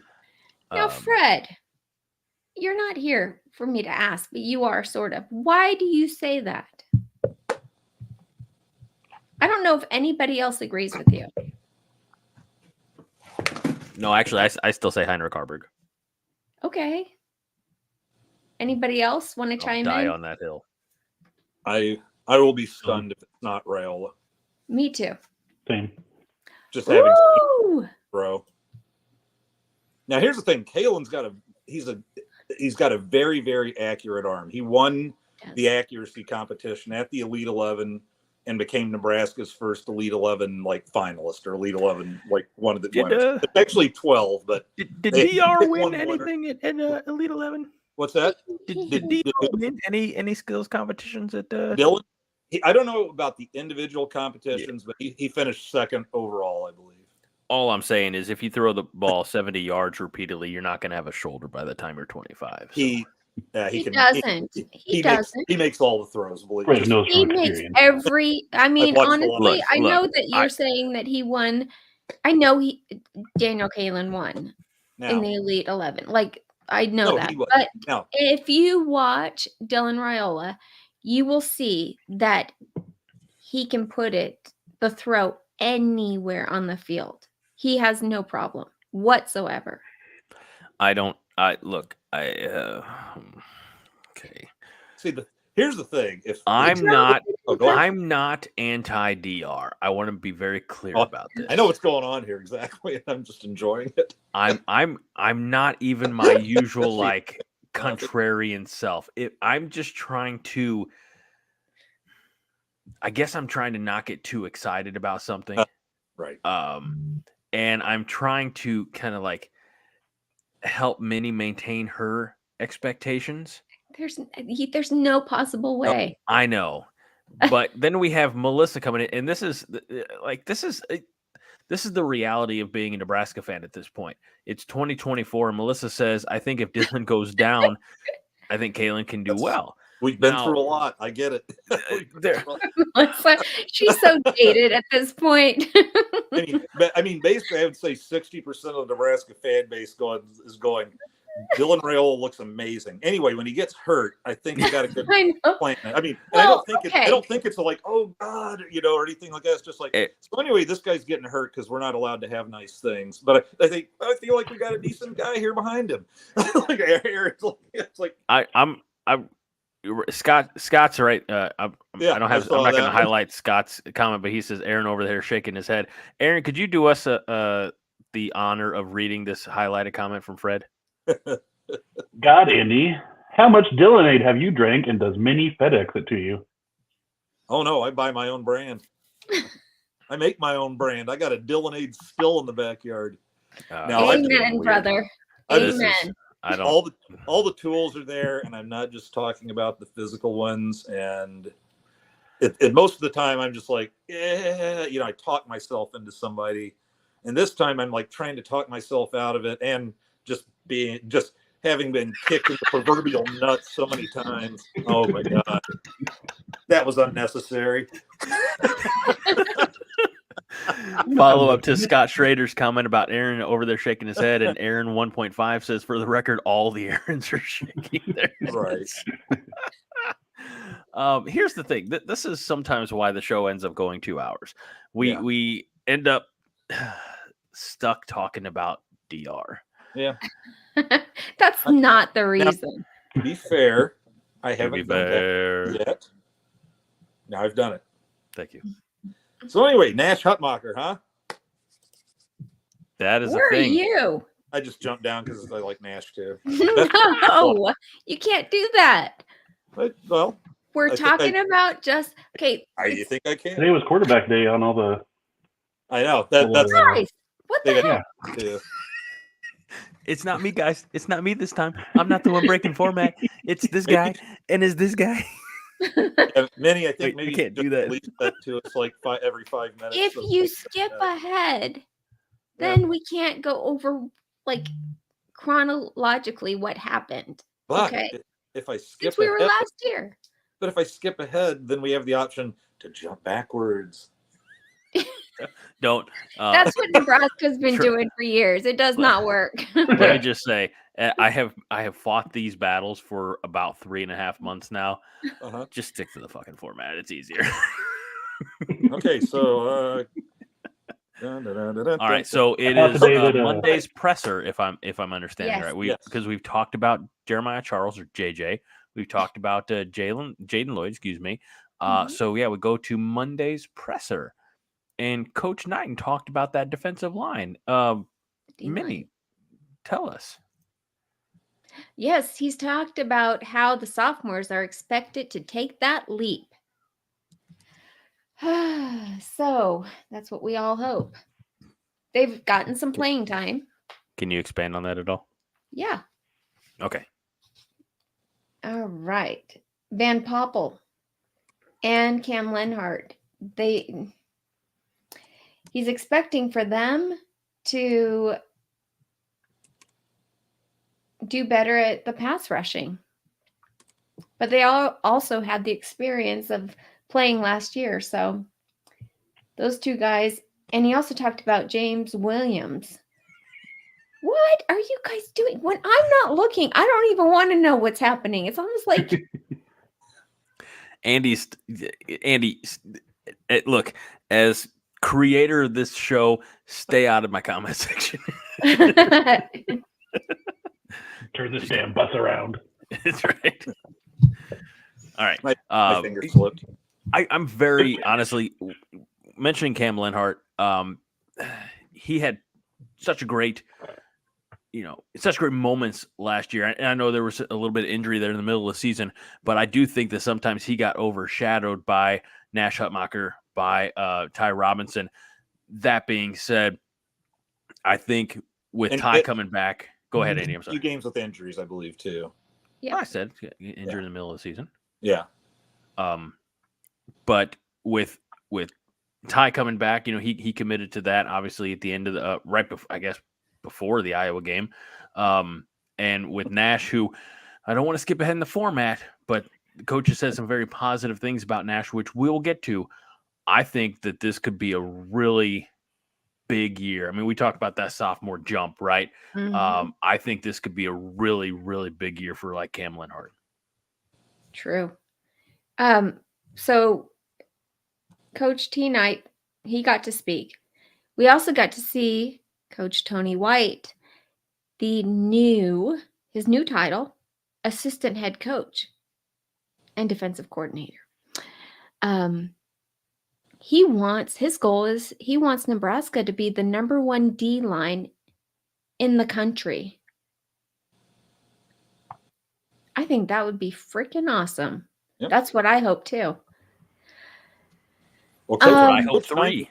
Coach Knighton, I saw in the comments somewhere today that at that press conference, Coach Knighton said he feels like his group, his D-line group, has to be the best of the defensive groups in order for Nebraska to have success. I wouldn't argue with that.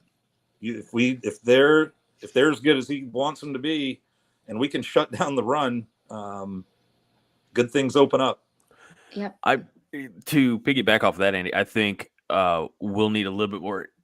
Linebacking core is losing a couple of really consistent pieces. If for the D-line to be effective, they're going to need some help from that second level, I think. Yeah. I think they've got a lot of talent at linebacker, though. That really seemed like a loaded room last year where if they were on different teams, in the Big Ten, they would have played a lot more. And, guys like that skipping down. Well, he's just one after Cam Lenhart, but like MJ Sherman, who's Javen Wright, do they consider him linebacker, outside linebacker now? What do they do? Mm-hmm.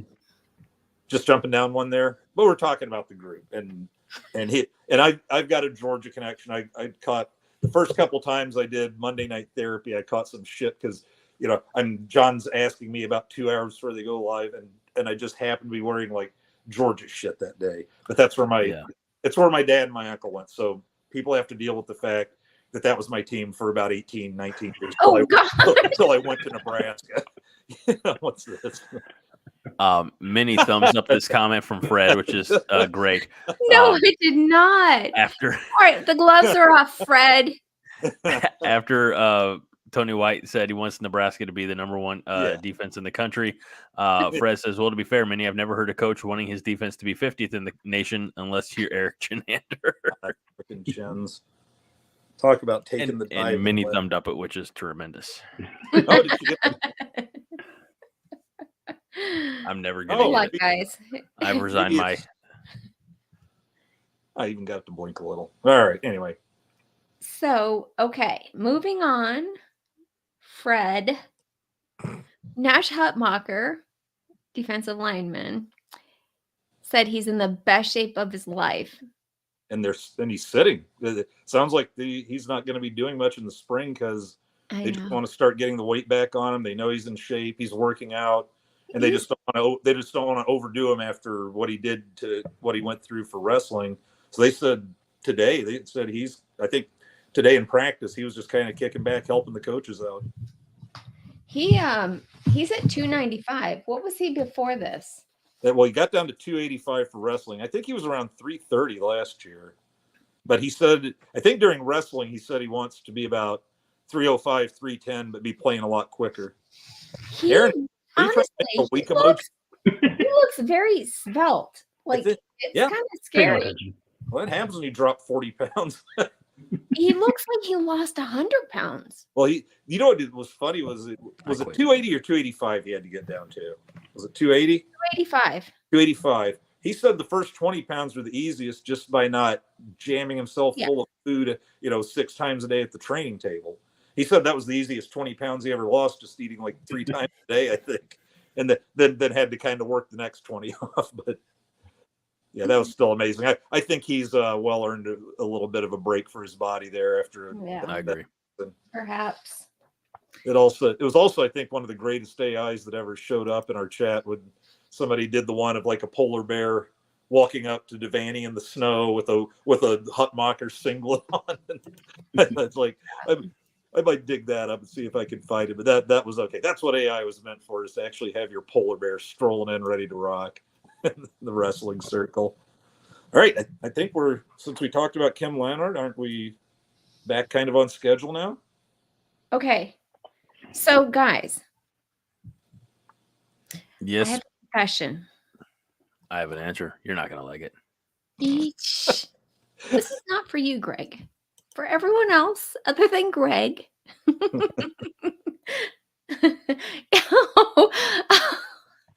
He's such a baby sometimes.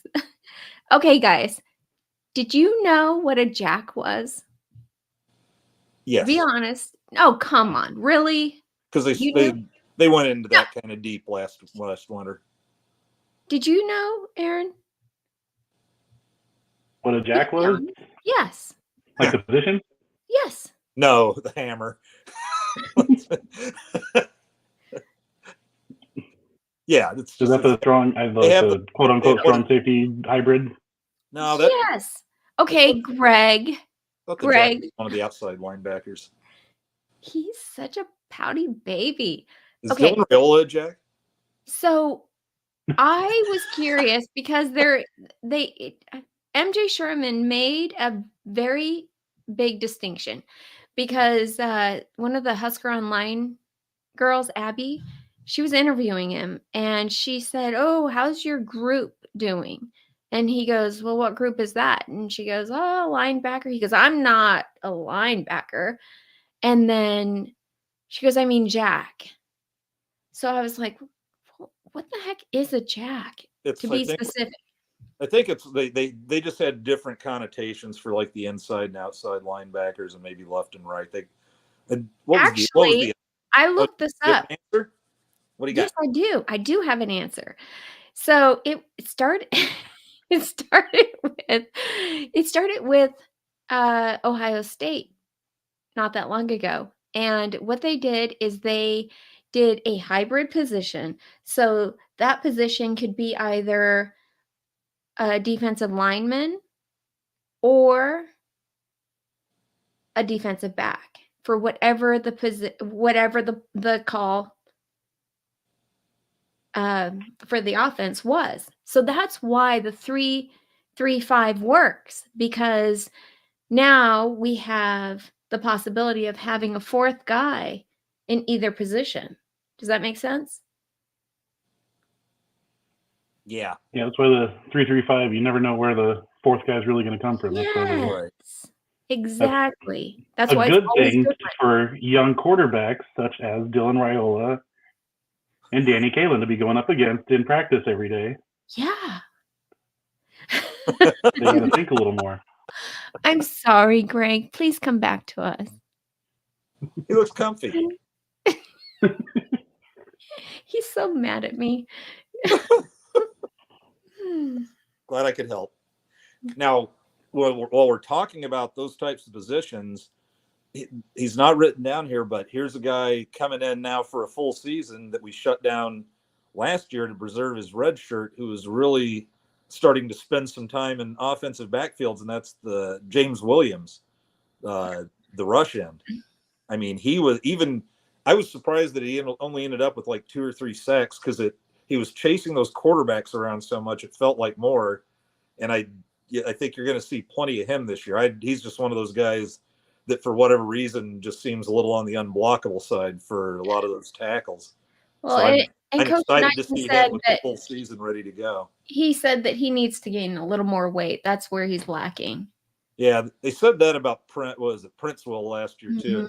He seemed to be fine underweight. James, if he still needs to get a little more weight gain, how underweight was he last year when he was running around guys? So, maybe just, to build the body up a little more solid for the rigors of playing a lot more snaps than they did. And I understand that, but one way or another, I think they're both going to be in there. I wish we'd gotten Princeville's brother though. He sounded pretty good. I'm not going to try and pronounce his last name. I'm only spelling that out when it's in front of me. Oh, yeah. Okay. Well, I'm so glad that I figured this out finally because it's been driving me nuts because number one, I was most impressed with MJ Sherman, thinking that he was going to be the biggest breakout player on the defensive side last year. And I was kind of shocked that we didn't see more out of him. But being that it's his second year, I think we're definitely going to see a lot more. And what they did talked about him some today too. And some of the reporters were talking about him saying this guy is, I don't know how to put it, just an amazing, intelligent, charismatic dude. Said he, just carries himself like a leader. And man, it's like if the game can catch up to that, because I think the best players are the ones that have the talent and the mind game, the head game or whatever. And I'm just fired up about Sherman because I like my Georgia guys. Like I said, they're my number 2 team, but that's where the family came from. And we got MJ Sherman. We unfortunately got Reek Gilbert and he, the tight end turned from NFL prospect to vape store. That's because the NCAA made him go crazy. I think so too. They waited until the very last minute. And they did their best to prepare him for it, but. That's a whole other discussion. But yeah, you got Jacob Hood on the offensive line, but Sherman's really the guy that I was excited for last year. And it wasn't like he didn't get snaps, but he's the one where I'm saying there's a lot of talent there, and it was just a tough room to break through last year. Another reason I'm glad to have John Bullock back for another year as well, just for his experience and the fact that he likes to hit things until they just quit moving, I think. Do you think there's any way we can get Greg back? I don't know. He looks snug. He looks happy. We're not talking about Raiola anymore. Greg, we're including you now. This might have been my favorite part of the show. Just organizing my desk area after I was told to go into sequester. I missed you all, by the way. Missed you all, Chatterfields. Aaron, you're a good guy. Reserve judgment for the rest of you. I'm going to take that as a damn compliment. I would. Might be the nicest thing I ever say. I got too much shit in this area. So. All right, guys. Well, we were also given the rosters for these 3 teams that they developed for spring practice. The Old Gold Knights, the Bug Eaters, and the Rattlesnake Boys.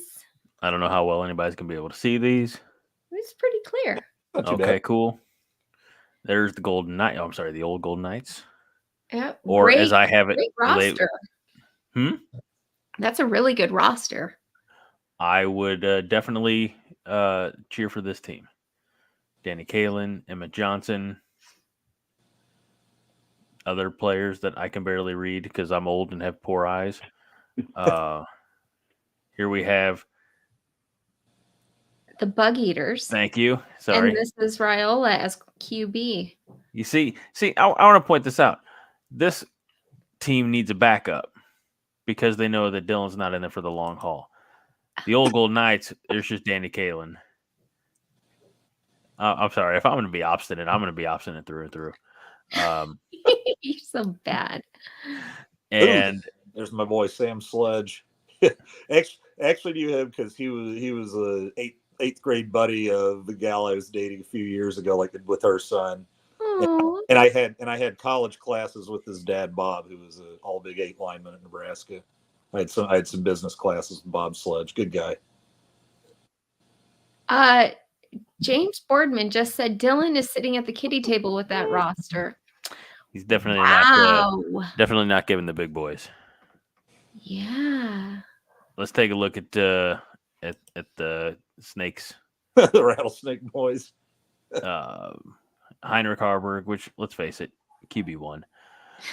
Ramir Johnson, Thomas Fedoni. We got Dowdle, the Thank Oregon you. transfer. That's a good one. Yeah. Fedone. That's a solid tight end and this is line group. probably I was gonna say, Aaron, I think I started talking over you. This is probably the starting offensive line, right? Or at least most pieces of it. Prochaska, Scott Lutovsky, Ben. That's 4 of them at least. So, Well, possibly Lutovsky. I'm kind of semi penciling him in. So 3 of them. Yeah, 3 of them, I would say. I'm gonna hide this. There we go. Fred says, heard Dylan already transferred from the Bug Eaters to the Old Gold Knights. Liar. Danny Galen doesn't need to back up. I'm glad you guys are having fun with this. I actually took the such a good time, time. and I'm like, who would I have on my roster? Oh God. Well, there's not You much can't left. you can't have 11 Dylan Raiolas. All right. You can have Matt Masker. He didn't get drafted. I'm just curious. Who would you have on your roster? Danny Galen. Okay. Well, I mean, is this just a roundabout way to ask us to pick who we think the starting lineup is? Kind of, yeah. Why not? And not to be, keeping on form. I don't see these in the format notes at all. It is going off topic. We're all No, it's in You're the format. right. You're right. Number 3 rosters for Bug Eaters, Old Gold Knights, and Rattlesnake Boys. My Yeah, eyes but are I not. didn't say Greg's roster or Andy's roster. Oh, where's my roster? That's right. I'm pissed off now too. What the hell? Yeah. What's going on Yeah. here? Aaron, what's your roster? Bullshit. Okay, Aaron, you've been really quiet over there. Yeah, we apologize. That's called porn. I don't know where all the kickers and punters are. What are we doing here? That's my other position besides the tight end. All district kicker. I'm assuming it's still Alvano Yeah. Where is special teams? and punter.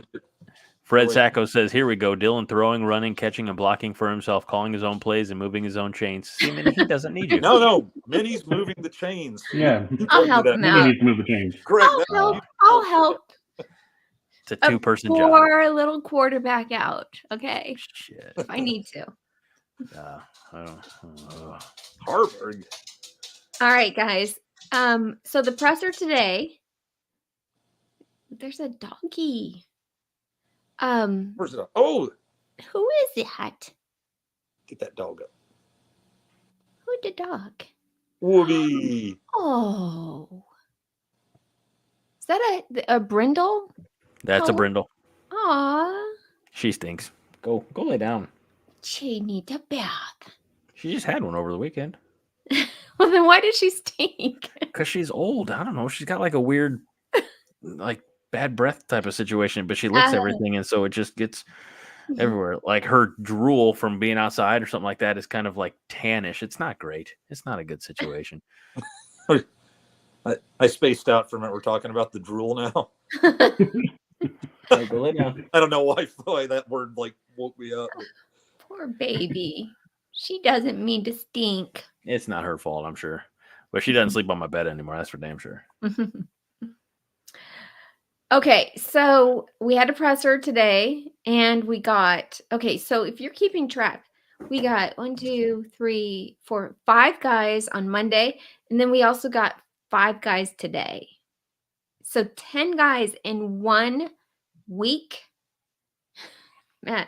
James Boardman says, Matt drool. That tickled me more than it's supposed to. Thanks, James. quarter of 11, everybody's getting punchy. So Marcus Satterfield and Glenn Thomas, both, we got to hear from both of them. And Satterfield said the thing offense will do differently this year is we are going to throw the ball. yes. Get Yeah. that. So you guys might need to retire those run the damn ball t-shirts. Yeah. Well, I'm not going to do that, Fred. It's funny, though. with the passing options they had last year, it's like we're definitely going to pass more than that. That now somebody's probably going to be that back there that the state won't collectively clench its hole every time somebody lets one go. Oh God, he caught it! Yay! I don't know. I think Oh, if DR is the starting quarterback, there will be some segment of the population or 1/4 of this panel who will just gasp every time. Oh, nobody hit him.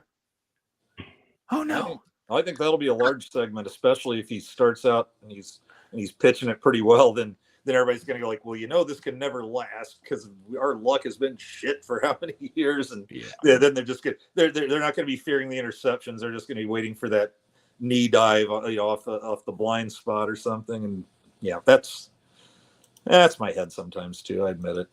Maybe that's why he wears leggings. Maybe he has bionic legs or something. There was a comment about the leggings earlier in the show. I didn't wear leggings a lot. I can't. Maybe it's because I'm Gen X. Yeah, I mean that's just younger dudes like that now who are just in constant workout mode or all running around and that stuff. And he has a man purse, though. I didn't know about that, but you know what? If he can go out and just complete 60% of his passes, give him his leggings and man purse, and have like 20 touchdowns versus 8 interceptions, he can wear a pink man purse and bunny ears for all I care. Because last year was the most painful passing game I think I'd ever seen, and that's saying something for the University of Nebraska, not known for sailing it downfield, consistently and successfully throughout a season. I will allow for a lot of quirks and that goes for anybody. You have all the quirks you want if you can just complete some damn passes. If we throw it 30 times a game, we will embrace the quirk. Yeah, I don't need it. I don't need 75% completion, 48 touchdowns, and 1 interception. What I said last year over and over is if we just had a freaking below average quarterback, we would have won 9 games at least, possibly 10. Yeah, I mean, just somebody can go out there, go 11 of 22 for like 140 yards with maybe a touchdown or 2 and only an interception every other game. Oh God. But James Boardman says the leggings cover up his full calf Minnie tattoo. And that's not Minnie Mouse we're talking about. You don't want to know. That's a shout out to his #1 fan. Andy, you're number 2. It's okay. Yeah. You know what? Proudly. I hear these things about our QB2. Don't start calling him. I don't like that. And I anybody here watch Letterkenny? I haven't started yet, but I've seen a bunch of clips. Because that's a commitment if I start watching that it's hilarious. Some of its seasons are hit and miss. I finished it all. Patrick Gerhardt, another coordination guy, he's a big fan. We talk about together. But one of the main characters is a blue collar farmer named Wayne, and like I just think of like Wayne's reaction to leggings and man bags and things like that, and it's just like just groaning in disappointment, I would say. But again, I'm old school, so all right. I do have a Star Wars over the shoulder satchel that I wear, so ooh, nice. Aaron, the scout troopers going through the trees of Endor, you got this. I'm aware. All right. Anybody we're- ever rock a fanny pack? Yeah, when I was 7. It's a different time. When I was never. You're a lousy 7-year-old. Sorry, I was at Disney World. What do you expect me to do? Carry my stuff in my. Never mind. All right, we have less than 10 minutes to get through the rest of these. We're probably not going to have time for the last player here. We've given him enough time. All right, so go ahead. I was just saying, can we move on to QB1, Heinrich Harburg? Well, no, this is 2024. Number 1, Chatterfield. Okay, they were asked about if they scrimmage. What are some things you're looking for? Number 1 thing, take care of the football. 2, yeah, it makes sense. Don't beat ourselves with procedural penalties, and line up and know and do your job. So I think we all agree if they can do that, we are just, there's no limit. I always enjoy when they say stuff like that, because it's like I just want to coach at some time with maybe some Bobby Knight energy to come out and go, nah, this year I think we really need to turn it over more. Let them out, let them off the tackles, let them off the edge. And if we can just get 3 or 4 illegal procedures a game, I think that would really push us forward. And these are things that we struggled with, Andy. So these are the number 1 things we struggled with last year. So he called them out. The last decade. Okay, because that he's going off of what he had control over. I know. Okay, it's the same thing. Like, you can insert so many of these like spring press conference answers. Just okay. No, I'm not making fun of you. I'm making fun of them. It's just it's their job. I know they can't help it. They've got to go out, give the press. God, you're going to cut down on illegal procedure. Amazing. Okay. Sorry. So then Heinrich Harburg got to talk, and he said that Thomas has more of a QB priority mindset. So I think that's kind of cool. He also said that the Rattlesnake Boys won on day 1, and he's part of the Rattlesnake Boys. That's right. You heard that.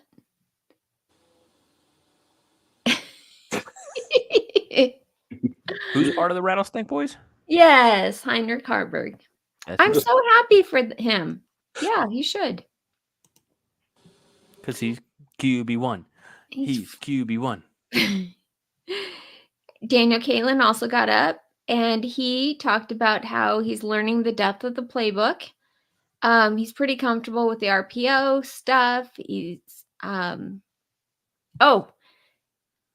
one of the last questions he was asked is, how are you dealing with all the hype over Dylan Raiola and kind of being foreshadowed and kind of like being the underdog? I love how these questions go. I think that's a horrible question to ask somebody. Anyways, he said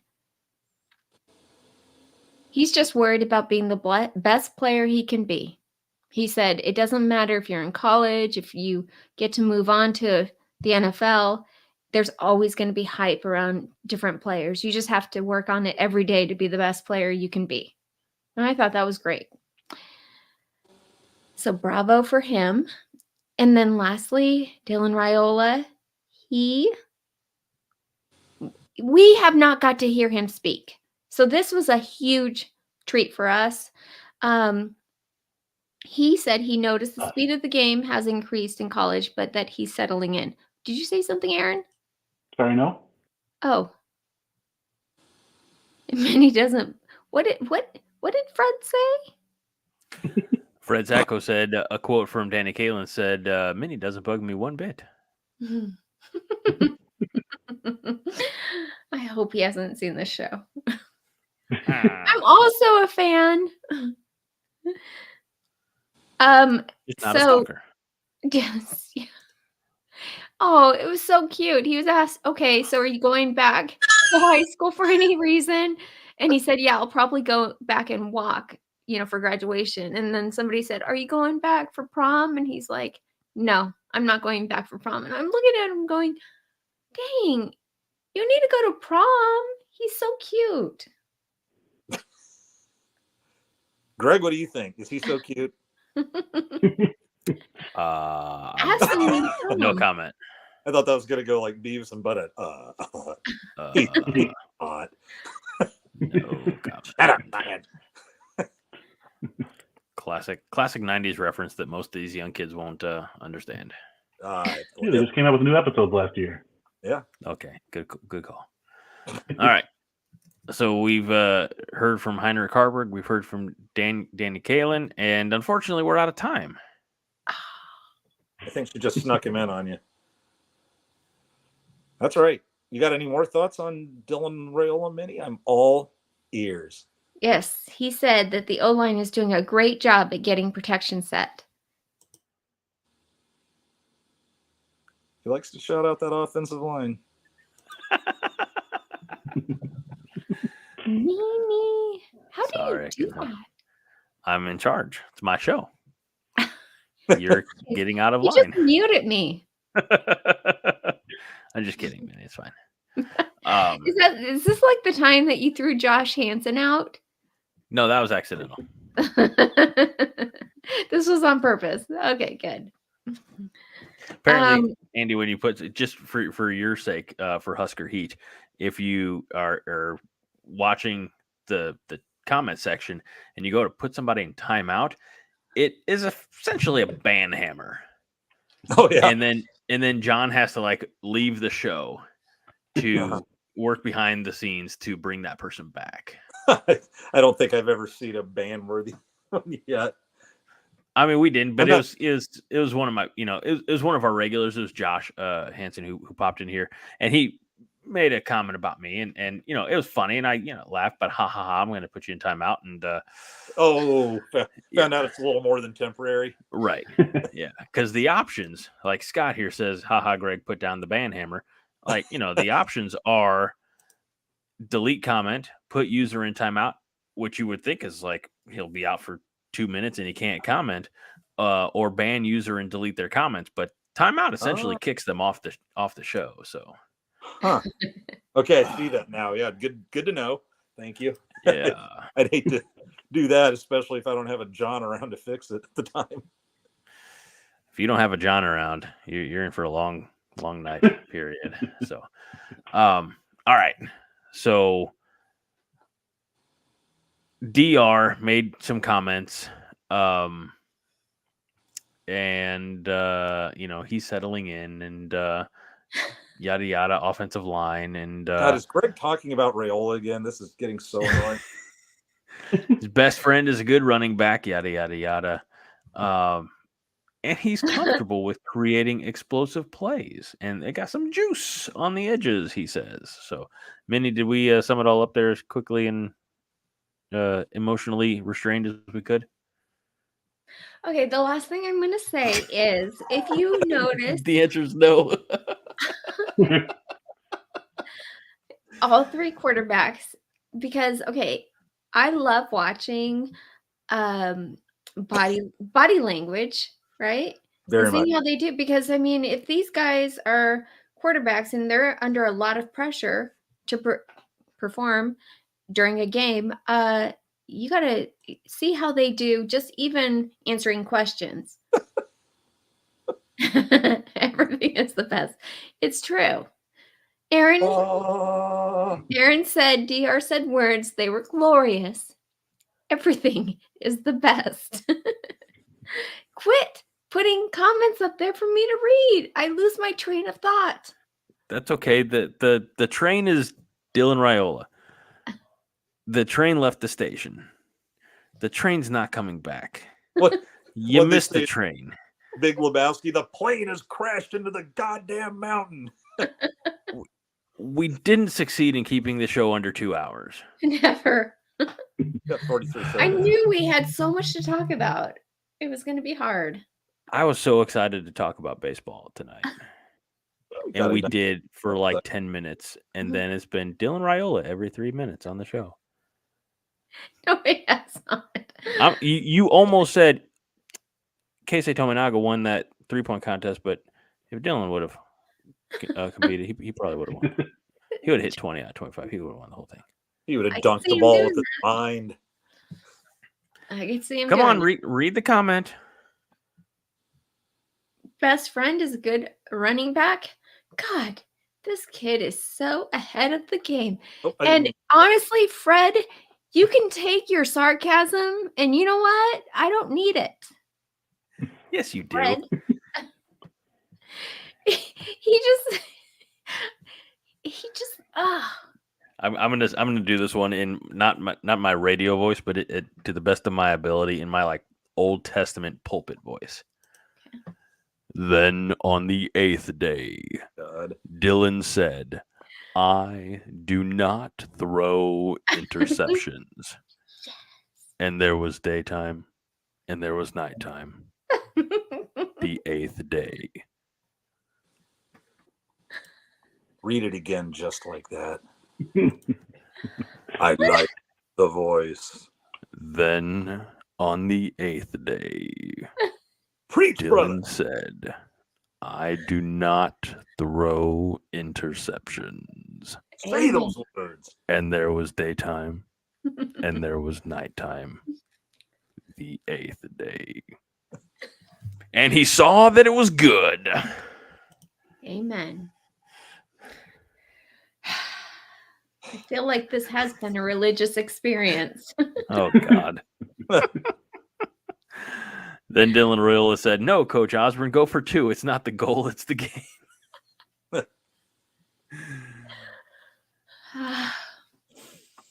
All right, we got a couple of starred comments here. We're at the 121-minute mark. Everybody, I apologize. Andy, I apologize to you. You didn't know what you were getting into when you agreed to sit in for me.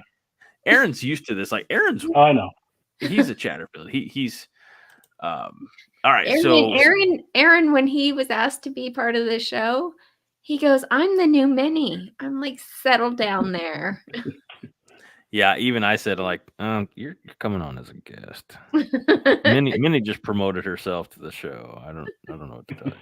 But speaking of Aaron, this one is specifically about you, and it too is from the very beginnings of the show. 922 Angela Matney, who I think has gone to bed by now, said, "I heard a rumor that Aaron may be a secret J-sker." Ooh. I don't like it. I don't like it one bit. You don't like that it's a secret, or That's or just, are you denying any J-sker affiliation? I am. I don't think I have any blue behind me in any way, shape, or form. Okay. That I can see on my screen. So. All right, Angela, if you're still around, first of all, God bless you.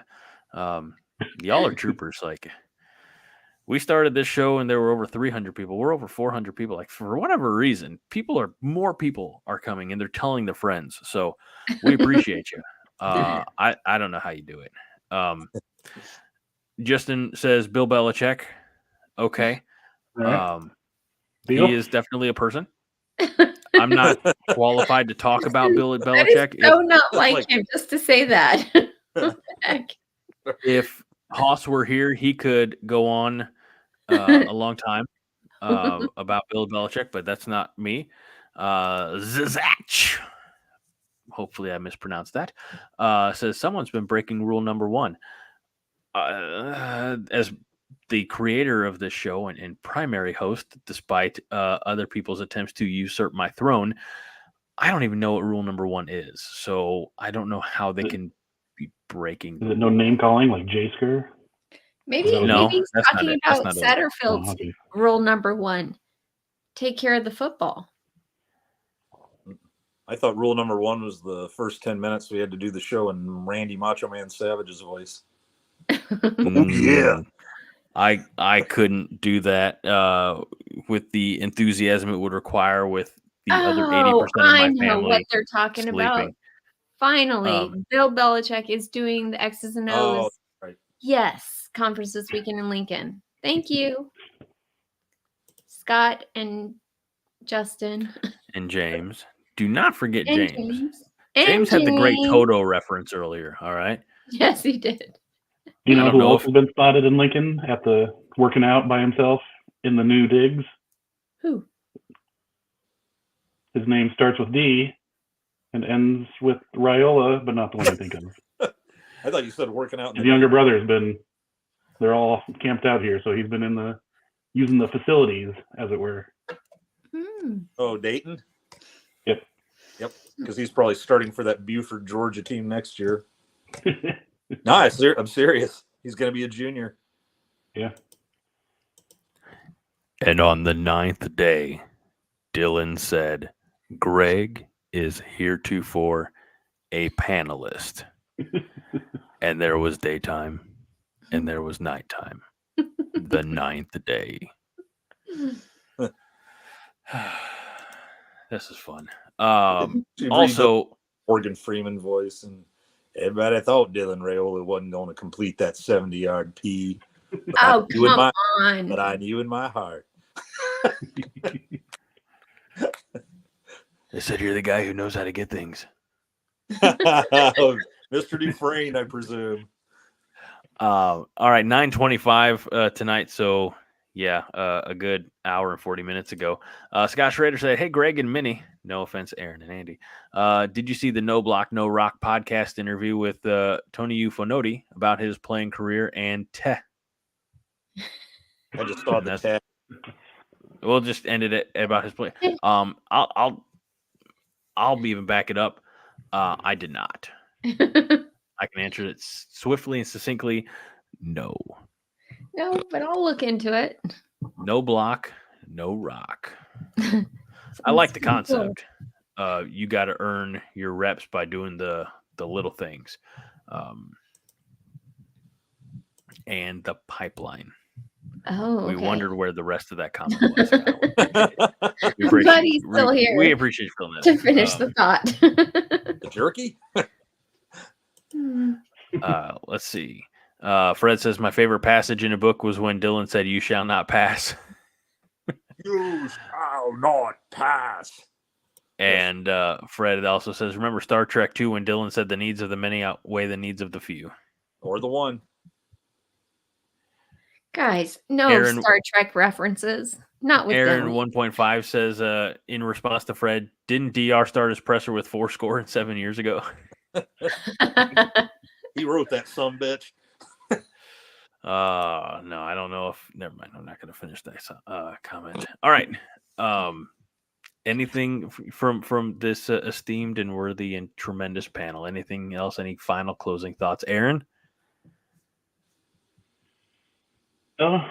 Just hope that we can get back on track and end up winning the Creighton series here for baseball. I can't take another year of losing to them. I concur. Andy, when can people find Husker Heat? Tuesday nights, 8 p.m. We're kind of in the early stretches of it, so we do kind of the opposite of what we did here tonight. We go about 30 to 40 minutes usually. All I'm saying is let's go Husker ladies, because they're trying to fight their way back up that RPI. I'm planning on, right now I'm trying to work out a little road trip up to Ann Arbor for the Michigan series in a couple weeks. And other than that, go Big Red. I'll say this. What you lack in actual time of the show, this is 2 hours plus now. The last hour and a half is all the Dylan hour, but whatever. But you make up for in the longest podcast show intro I have ever had. I did not do that. Shorten it. It is 2 minutes and it did 50 seconds long, and I keep meaning to go to John and go, hey, can you maybe cut here's some new pictures, and can you chop it down just to like a minute or less? And it's like, because who is it? Like Linda Watkins, I think is that her name, that always comes in on comments on Monday nights, and she when the show started, it's like, I did not know that this was going to be this long. I had to do something about it. And then she comes in right on, or she's popped into the softball a couple times, and she pops in just right at the beginning of the second episode and goes, I thought you were going to shorten that intro up. Yeah. Yeah. We're giving everybody a chance to get their dinner in front of them. And right. Whatever. The other note that I don't want John necessarily probably having me tell you live on the show is you got to include Nebraska softball in the title for searchability. I think it's called Husker Heat, the Nebraska softball shows. The full Perfect. I name. like it. I believe so. All right. Aaron 1.5 says GDR. I mean GBR. That is my favorite saying of all time. Yeah, No. we knew. Second favorite. Yeah, we know. What's if the first favorite isn't saying I do to your husband, who you've nicknamed and let us nickname Dylan as well, then I don't know. You know what it is. If we die, we die. Oh, that's right. Yeah. I got a bad memory. Even Aaron's like, shit, that backfired.